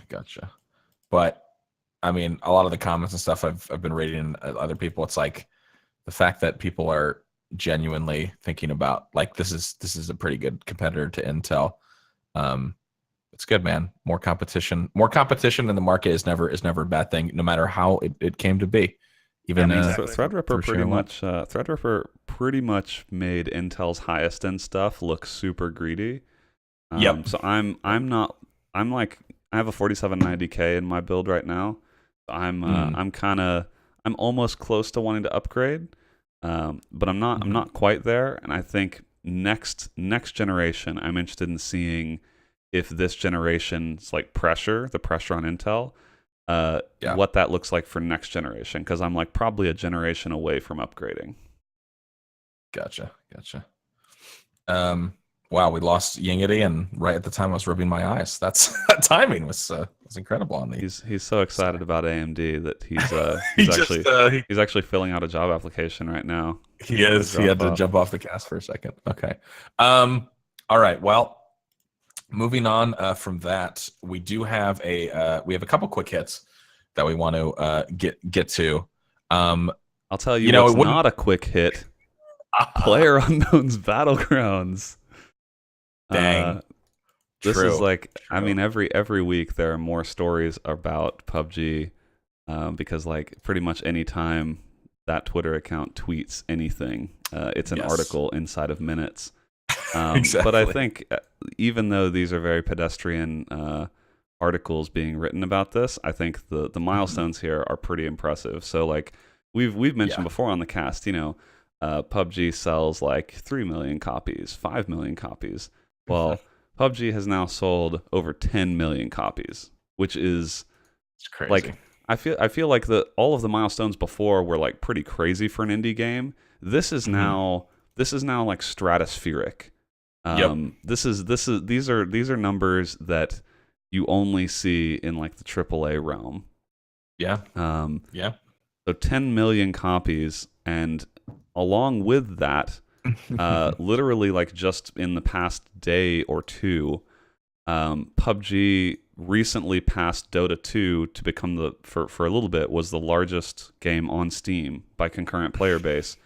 And that like it's broken its own record here a few times recently, where just in the past 24 hours it peaked over 1.1 million concurrent players, which that is bonkers. No, it's nuts. And it's not like, I feel like we've done this kind of update, like you said, like it's not a podcast without us mentioning like PUBG, but it's because these milestones continue to happen. And like, I don't really know what, like, are we like, I keep thinking like, all right, we're going to plateau out. And like you said, over 1.1 million concurrent at one point over the past couple of days. It's, I mean, stratospheric is a way to describe it. The game's not even, I mean, again, we keep saying the game's not out of early access, but but clearly that hasn't affected anybody's desire to play the thing. No, that's the crazy thing is like at PAX, a lot of the booths were just like had PUBG to play. It's like it's kind of the flavor of the month for when you want to like show off hardware, you just like pop PUBG in and let people play it on the floor. But like this this article, one of these articles about it passing 1 million concurrent players was from 3 days ago, and the screenshot there is like 1.01 million. I literally just looked before the cast on the Steam stats page and screenshotted it at like 100,000 more. So I'm right there with you. Like I don't know what the peak is because all of these numbers are so much more than even I would have predicted. Like if they would have settled in right below Dota 2 and Counter-Strike, that would have been just phenomenal already. Still impressive. But like the fact that it's peaking over 1 million players and regularly has more players than Dota 2 and Counter-Strike, that is just hard to believe for a game that like fundamentally is not super amateur friendly. Like it's not a great game for someone to just sit down and give it a try real quick. It's like a game that really does require, I think, a few sessions and like tweaking and kind of getting used to it. But I'm just amazed that this many people have flocked to the game, and I don't like at what point does it actually peak? Like the numbers just keep going up and up and up.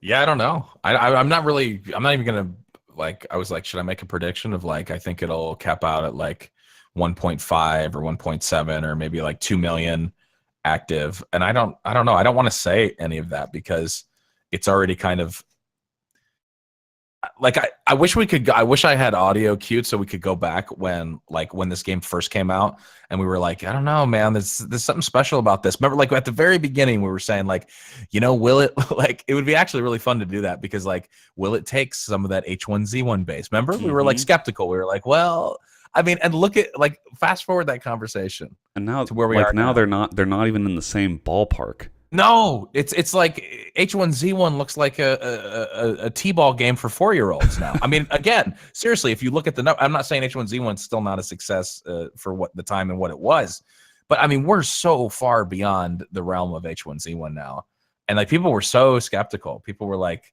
but like you said, we're in the AAA tier now. Like it's the big leagues for this game. Yeah, and like, I think that's like, that's beyond, what like that's not even fair, because when you talk about Dota and concurrent player base on average, like that is the king on Steam. Yeah, and routinely this game is in the concurrent millions.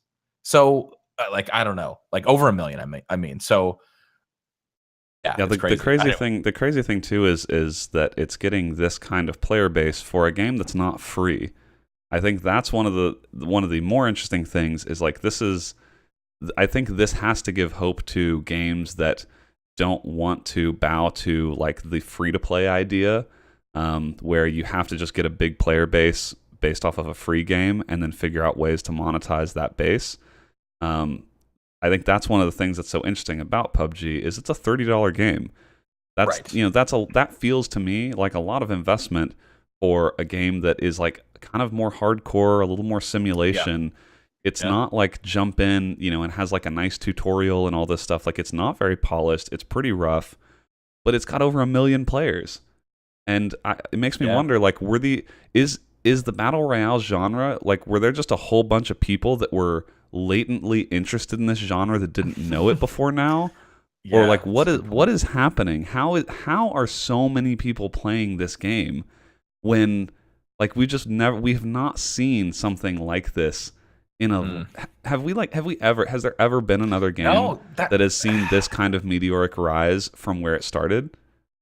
That is a great question, because I'm trying to think. I mean, certainly not in the. I mean, you obviously have to take like the time that like take a look at the time period and the factors around that. But I mean, in the last 10 years. The closest thing I can think of off the top of my head is Hearthstone. But like that was made by Blizzard. That's already like sort of out of contention. Right. But that's AAA the closest thing I can think in recent history where it's like this is this unproven idea that all of a sudden like creates a genre.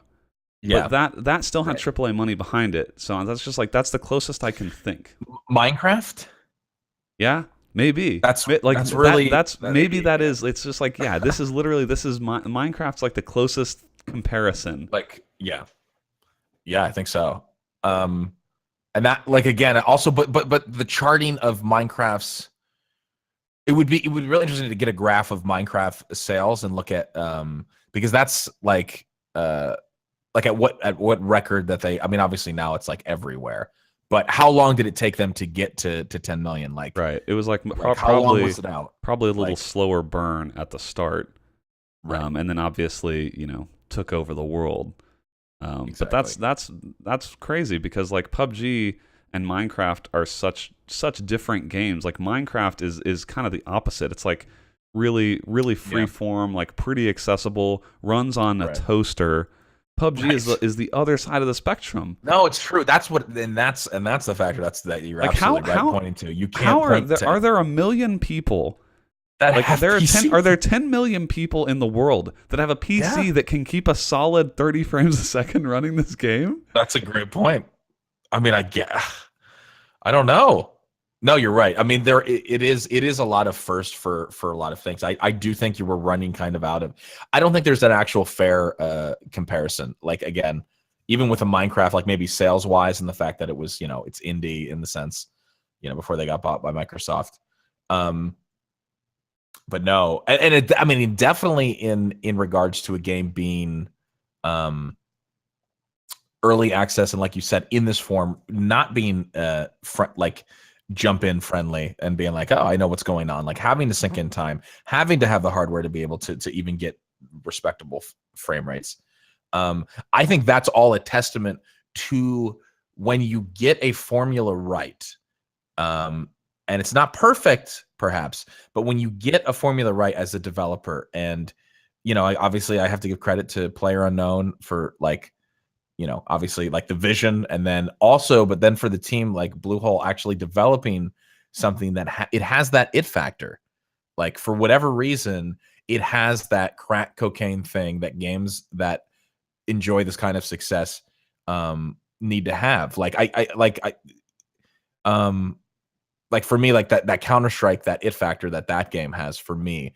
I don't have it's not the same kind of thing for me in PUBG. To be fair, I don't play it as much as some people, but I see that same level of fanaticism and like one more game.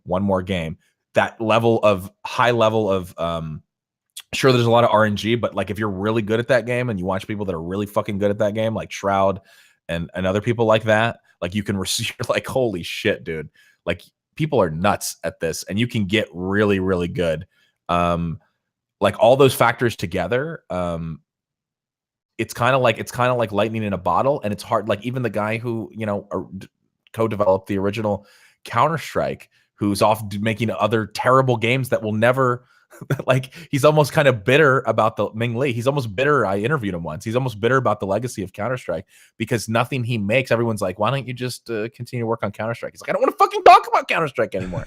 But sometimes you get, you just get all of the factors kind of combined and you get kind of this one in a million games that's not only selling, like you said, like these insane numbers, concurrent player base, but it's also like blazing a trail in a battle royale game type that's still relatively, I don't want to say it's like new, but as far as like being a standalone game, but not like the Arma, not like the add-on or something like that. Like in actual, it's still really early. You really only had H1Z1 in actual competition, and so yeah. And I think I think it'll be a challenge for other games to replicate, any amount of the success in this genre, because like when you think about you have to have a large player base at the start to even have a good experience. Like, right. Because these games are 100 people large. So you notice even PUBG like doesn't have a full suite of servers in all of their regions due to the player count in those regions. Like, can you really hope to create another 100-person round type game? Because if it falls on its face, you're just never going to recover. Like you look at like a Lawbreakers, we've talked about Lawbreakers recently, and that game, it doesn't have those kinds of player counts, but if it did, it would be completely dead in the water because the game just doesn't work unless you have a decent scale. So it's just all of it is super impressive. It is. And I have to think, I was just thinking about the like them graduating from early access by December. I was just thinking, you have to. I think if you're PUBG, you have to get rid of the early access moniker by December because you will be eligible for Game of the Year on for a lot of different publications if you were out of early access by December. So I bet you, come hell or high water, they will be out of early access by December because you cannot not have all of those Game of the Year awards come December and then put out your Game of the Year edition like literally a month after it leaves early access. So right. No, you're absolutely right. They're 100% going to push for that so hard. When I was thinking about Game of the Year, I was like, oh, that's why it's going to be by December, because of course it is. So get it in. Get it in for all the awards. Yeah. It's crazy, and I'm assuming we'll talk about it again next week and the week after that. What is the next thing they're gonna break? Like, are we just gonna casually talk about when they break 1.2, 1.5 million concurrent players? Like, I don't know what the ceiling is. Yeah. No, I totally agree. And again, I know we're talking about this within the context of PC, but. Oh, that's true. That's true. We have not hit the consoles. I mean, we're looking at a potential, because even people that let's say people that watch Twitch that don't have a gaming PC but game on console, like you can't, like it's like number one or it's always the top game on Twitch since it's come out, and like you're gonna have all those people who are like, well, I just can't wait till it comes to console because then I can play it with my controller, and they're gonna sell millions and millions of copies. They're gonna absolutely shred on console. It's crazy. I'm curious as to how they're going to approach that too, because they did release an article talking about that if they are going to do cross-platform, they're going to look at how Destiny 2 has done their aim assist. So I'm wondering how far off that project actually is. If they're just now saying, oh, this new game that just came out, turns out that might be a month future. Yeah. Yeah, it'll be interesting to see. I mean, I still think it's a little bit ways away, but I just feel like there's no way that they're Didn't they announce, was it exclusive with Xbox? Is that what they announced? Yeah. With this game? Right. Okay, yeah, so it's not coming to PlayStation. Probably timed exclusive, if I had to guess. Right. Right. But yeah, I mean exclusive I would say for at least probably a year or maybe more. So yeah, it's going to be on Xbox, and I'm sure it's going to do very well on Xbox. I mean, especially since Call of Duty basically makes all its money on console players. Like, so there's an appetite for this sort of thing on console, at least as much as there is on PC. Why that is, I don't exactly know. But people are going to want to play this on console, even though, man, I don't even know how you play this game on a controller, but I'm sure they're still going to sell an exorbitant number of copies. They will. I mean, people in the chat talking about like they're going to have to figure out something with the looting system to make it like palatable. Looting with controller sounds like really terrible. Who knows? Maybe they'll come up with some special tech for that. Or whatever, like special a system. But yeah, skies. I mean, really, sky is the limit. I don't even know if the sky's the limit. Space, fucking, I don't know, Jupiter, another solar system. No, I don't know. This game continues. No. Oh, you know what would have been so incredible if we had a No Man's Sky quick hit too that you could have segued like right into that. I almost want to just find an article and then could have. I have an article off the top of my head about this. Oh, really? There was a very short article written about God, why is his name escaping me right now? The guy who made Black and White and Black and White 2. Okay. And he's just selling his games. Yeah. I don't know why his name is Peter Molyneux, right? Peter Molyneux. Yeah. Is that him? Yes. Oh, Peter. So yes. he apparently had a meeting with Sean Murray. Oh God, to they're kind of meeting. console him about how to deal with this horrible media cycle. No, he didn't. Yeah, he did. Peter Molyneux did not meet. Yeah, and he was talking about like giving. He was like he and Sean Murray talking about was like how Sean Murray can deal with this and like try to get himself back on track because like Peter Molyneux was talking about his own experiences too and saying like he just he sort of dove back into coding to try to take his mind off of everything, and so he was telling Sean Murray to do the same thing. Get back to your roots and not focus on how this project went back onto you. And it was just really interesting that we now have these two, I don't know, it was like a meeting of the minds, but it was like a meeting of the people who oversell their games. Wow. But sorry, that was an article I read about like a week and a half ago. Mike just said it best in chat. When you have to take advice from Peter Molyneux on how to deal with the media, you fucked up. Like, that is not the person you want consoling you about like how to deal with. Oh, man. That's amazing. That's great. Well, so there's your No Man's Sky quick hit. There's this, perfect. Speaking of universes expanding and dare I say extending. Extending? Yes. Yes. Oh gosh. Amazing. This is from a little more than a week ago, but Twitch, famed social video platform, launched a new feature called extensions. Which I think has a lot of really cool potential. It does. At the obviously I'm a little bit biased. Sure. But there's a lot of cool things. Basically, it's like a bunch of customization options that actually some of which interact with like the video player itself. But they're all third party built. So we added one to our channel that's like a top cheers on our Twitch channel. There's like a Kappa pet one. There's just a bunch of different ones. I think some of the coolest so far are just like the nuts and bolts type extensions. So there's like a Hearthstone extension where you can see the deck that someone's playing and hover over the cards, and it will actually show you the text for the cards in their deck. There's a Destiny extension which syncs with your Destiny account and shows your gear.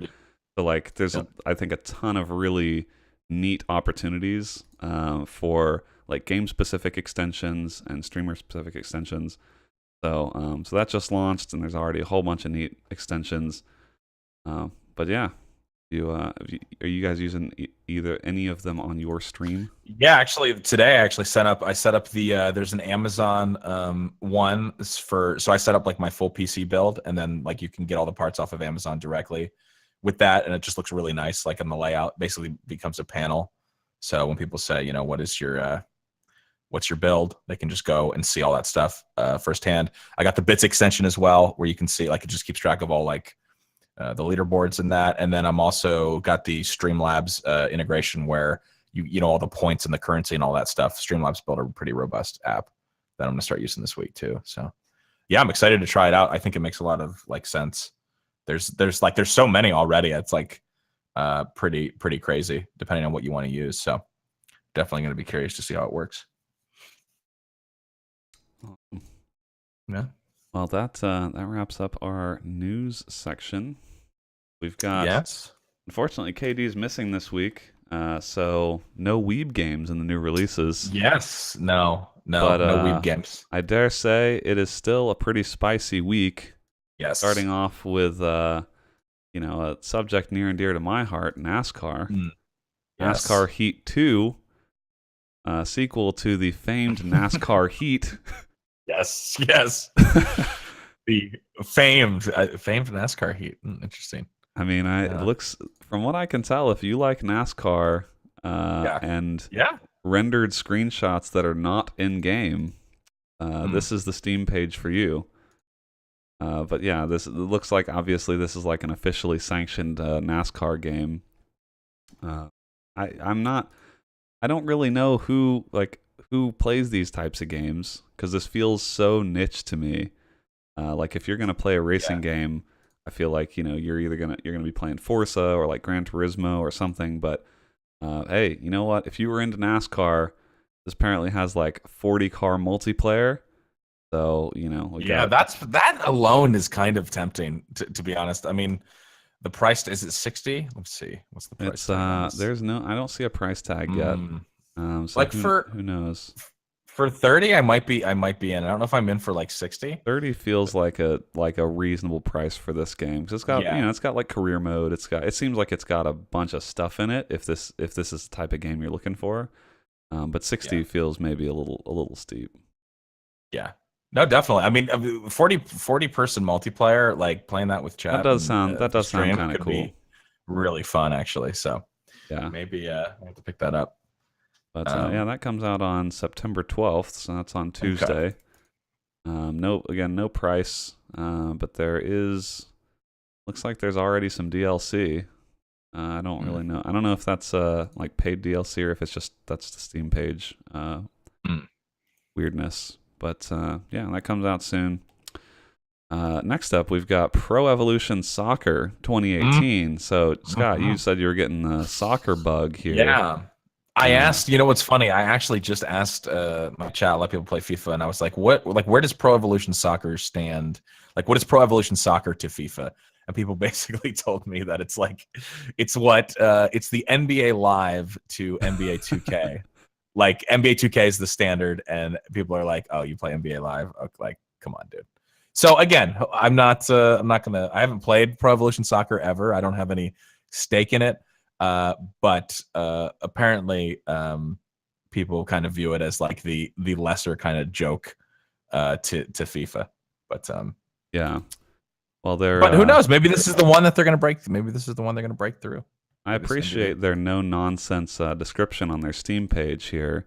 It says, "Where legends are made." That's like a title. "Where legends are made encapsulates the return of PES with an unparalleled gameplay experience." You could literally just, that could be the caption for any sequel that has ever been released for any game. But that is $60. So this is a premium title. Obviously trying to compete with the FIFAs of the world. But I'm not knowledgeable enough to know which you should spend your hard-earned money on. There is for $69.99 you can get the FC Barcelona edition. Oh boy, that sounds like a deal. Yeah, Maybe I should just jump in with both feet and pick up that for $70 to get FC Barcelona maybe so. edition. Maybe so. I Yeah. see all sorts of bonus content. It looks like they definitely have some monetization on top of that $60. So yeah, Pro Evolution Soccer 2018. That title, by the way, in all caps. So I apologize if I didn't appropriately convey the amount of emotion that is supposed to be behind that title, but that is all caps. So just wanted to make that clear. Next up, we have a title that has been in early access for a bit here, but has gotten really good reviews and stuff. People seem to really like this game. Divinity Original Sin 2 comes out of early access on September 14th, so later this week. It's I think we talked about this maybe when it hit early access. But it's an RPG type game. Looks really nice, like has a really nice art style. I've not played it, but again, I've heard pretty good things. And the Steam reviews, recent Steam reviews, overwhelmingly positive. So Nice. I imagine if you're into RPGs, this seems like it would probably be up your alley. You know what else has overwhelmingly positive Steam reviews, Brandon?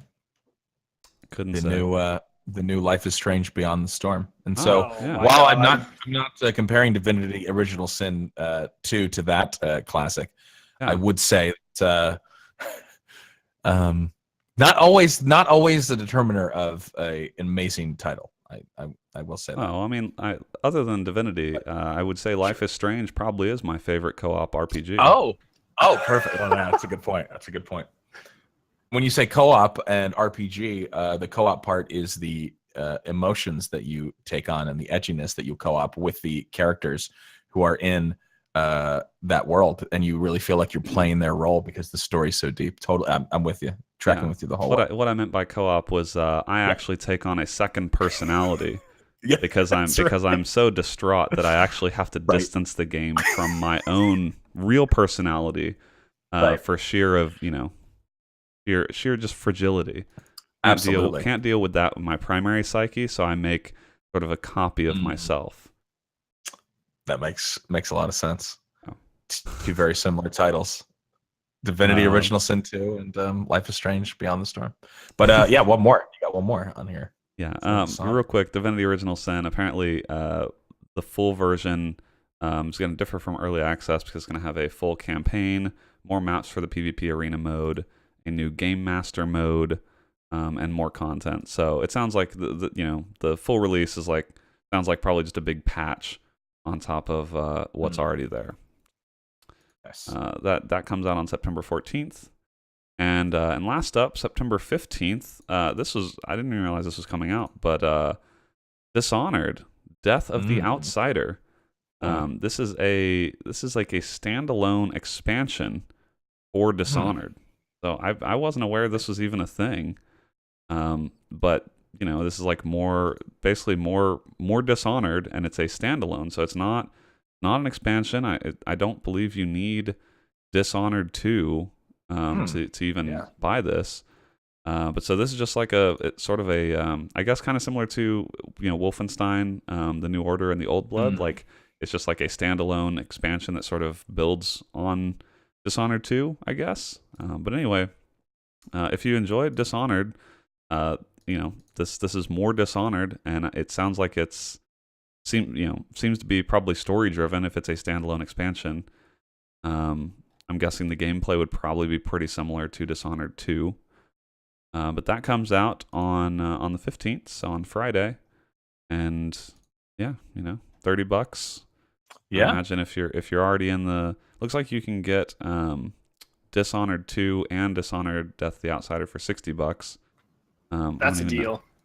I was gonna say, is that a deal? I don't know what Dishonored. Yeah, Dishonored 2 is normally $40 right now, so $10 discount if you want to just get both of them at once.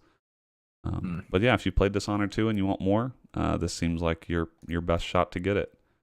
So that comes out on Friday.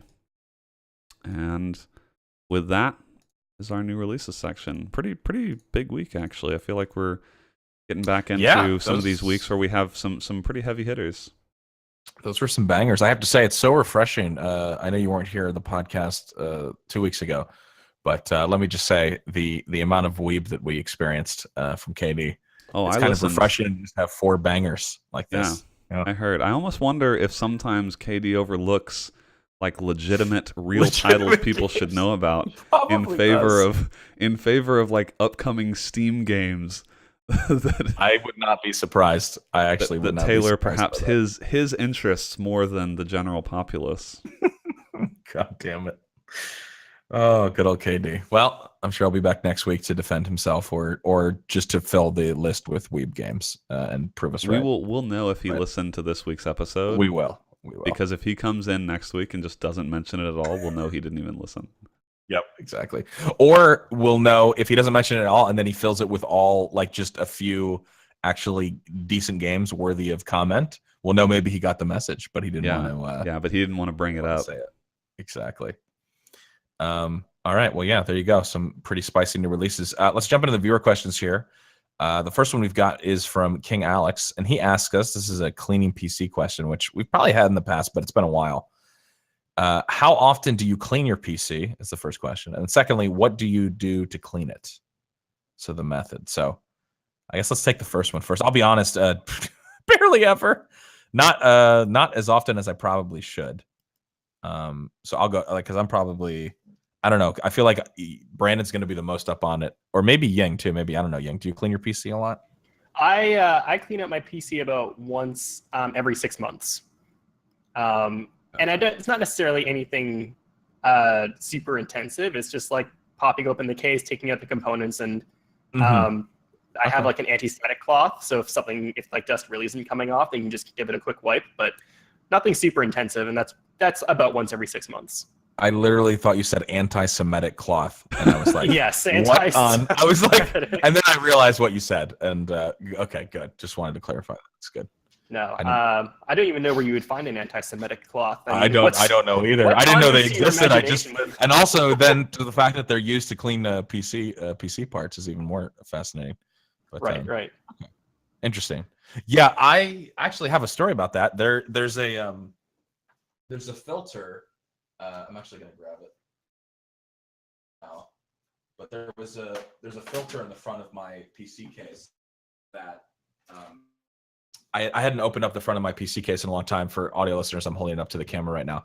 But this thing that I'm holding up right now, this filter, was up until this afternoon, to describe it as gray or white and black would be like not accurate. You could not see, like you wouldn't have even known what this was if I held it up, other than just the general shape, like a rectangle. It was so freaking disgusting. And then the fan in the front as well was, I mean, I can't even describe to you. I had to take it outside and really work on it. And I mean, it looks incredible now. And I'm thinking my temps are going to be, and just general, like, I dusted the whole thing out. I think I haven't, probably like, oh man, dude, 8-9 months since I've looked this way. So terrible when it comes to actually like cleaning it out or checking things like these filters. But it feels good when you do.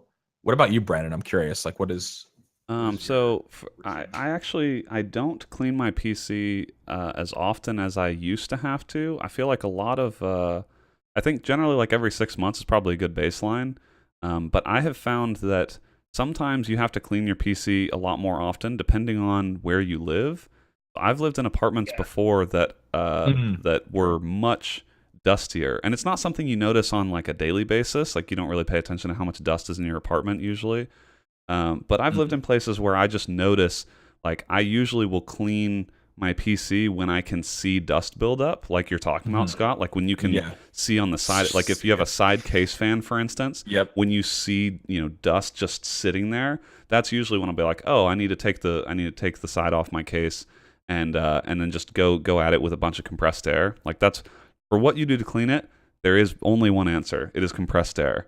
Like you don't risk like using a cloth on your motherboard and stuff like that. Just don't even bother. Just use compressed air and get the dust off of your fans and all of that.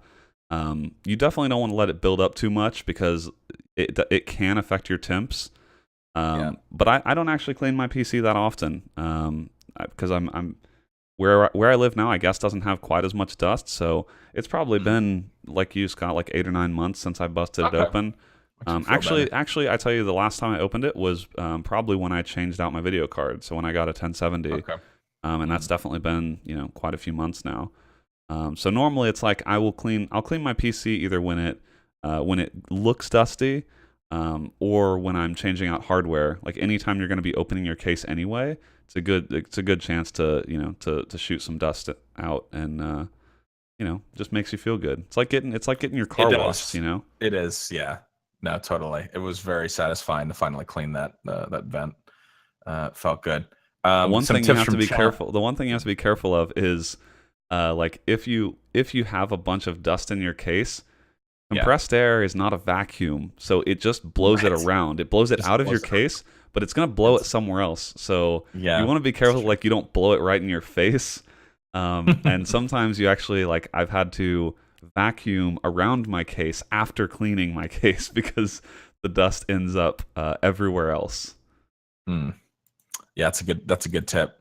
Definitely, like, maybe once you unplug everything, have an area where like the dust can, like, even taking it, like, I don't know, if you have like a porch or something outside, getting it outside of where it's not just going to collect and then find its way back into your case is a good idea. Some real solid tips from chat. I pressure wash the dust off. Pressure wash that. That was from Yang. What else? Definitely use a wet cloth. Definitely use a vacuum.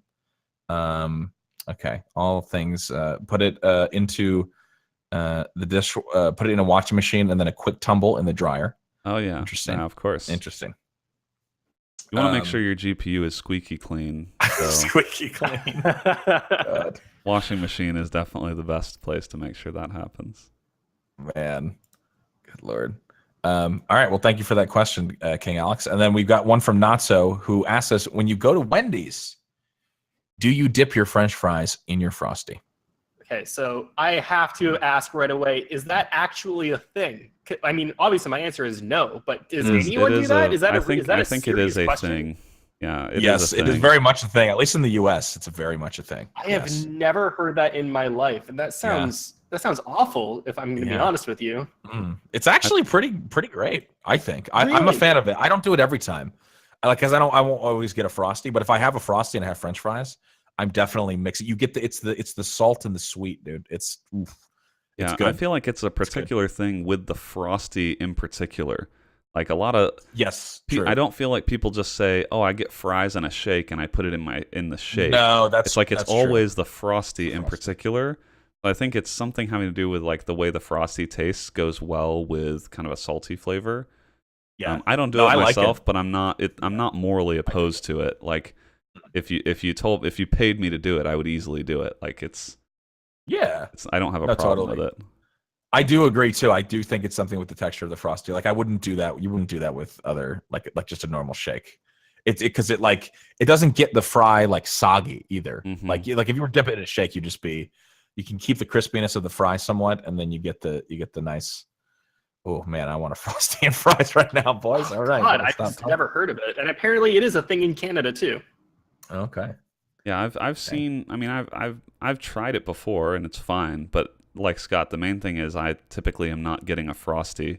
Right. It's like when I go to Wendy's. It's situational. And also I'm not going to do, I agree with Aiden and Chad was saying, I don't do the whole thing. Like maybe 3 or 4 of those, just a little treat. And then you eat I'm not going to sit there and do it with every fry. No. Definitely It's just like if you're already eating fries, you can have fries with your Frosty in this way. Yes, exactly. So, okay, so Ying hadn't heard about it, is generally repulsed. Brandon, not your thing, but you don't judge it super harshly. It's not something I do, but like it's fine. Right. But it's fine, and I have done it, and I do it if I have a Frosty and fries. So there you go. All across that was quite a range. I mean, we've got all the bases covered. Yeah, pretty much. Look at that. No heated debate on that one. Exactly. All right. Well, that's it. Just had two little short questions this week. And this is where we would kick to the iTunes podcast review of the week, but we do not have one. Unfortunately, we had a couple good streaks going. But to be fair, To be fair, we did miss an episode last week, so you know what? I'm not actually going to malign anybody for not having a review ready. And so also, you know, people have. I feel like we had Extra Life recently, and so True. people got a chance to kind of get their stories out there, you know, or get their questions out there based on, you know, giving money to Extra Life. So the podcast review, still a good way to get attention from us now that Extra Life is over. But you know, if you wanted some good solid attention in exchange for money, you would have already had that option. But now you don't even have to pay for the podcast review. That's like the one free method of getting us to pay attention to you and listen to your story or answer your question. Just creativity and a silver tongue, you know, and we could pay that attention. So yeah, just go on your iTunes, on your computer, on your phone, look up the KBMOD podcast, write a review. I got to give us 5 stars. That is the one thing that's required for us to read anything that you're going to write. And then leave whatever you want to put in the content of that review is up to you, and you might get on the cast. So hopefully we'll have one for next week. But yeah, I think this is going to do it for episode 292 of the KBMOD podcast. Check out the stuff that we talked about earlier on KBMOD.com, the new build guides, and the Destiny 2 first look. Obviously, the forums, the multi-stream, all that good stuff on KBMOD.com. You can follow KBMOD Gaming on Twitter at KBMOD Gaming. I am at APL Fisher. Ying is at Yingity Yang. Brandon is at Volition, VOL1TION. And until next week, I think that's going to do it for us. Thanks for listening, guys. Appreciate it. See you later.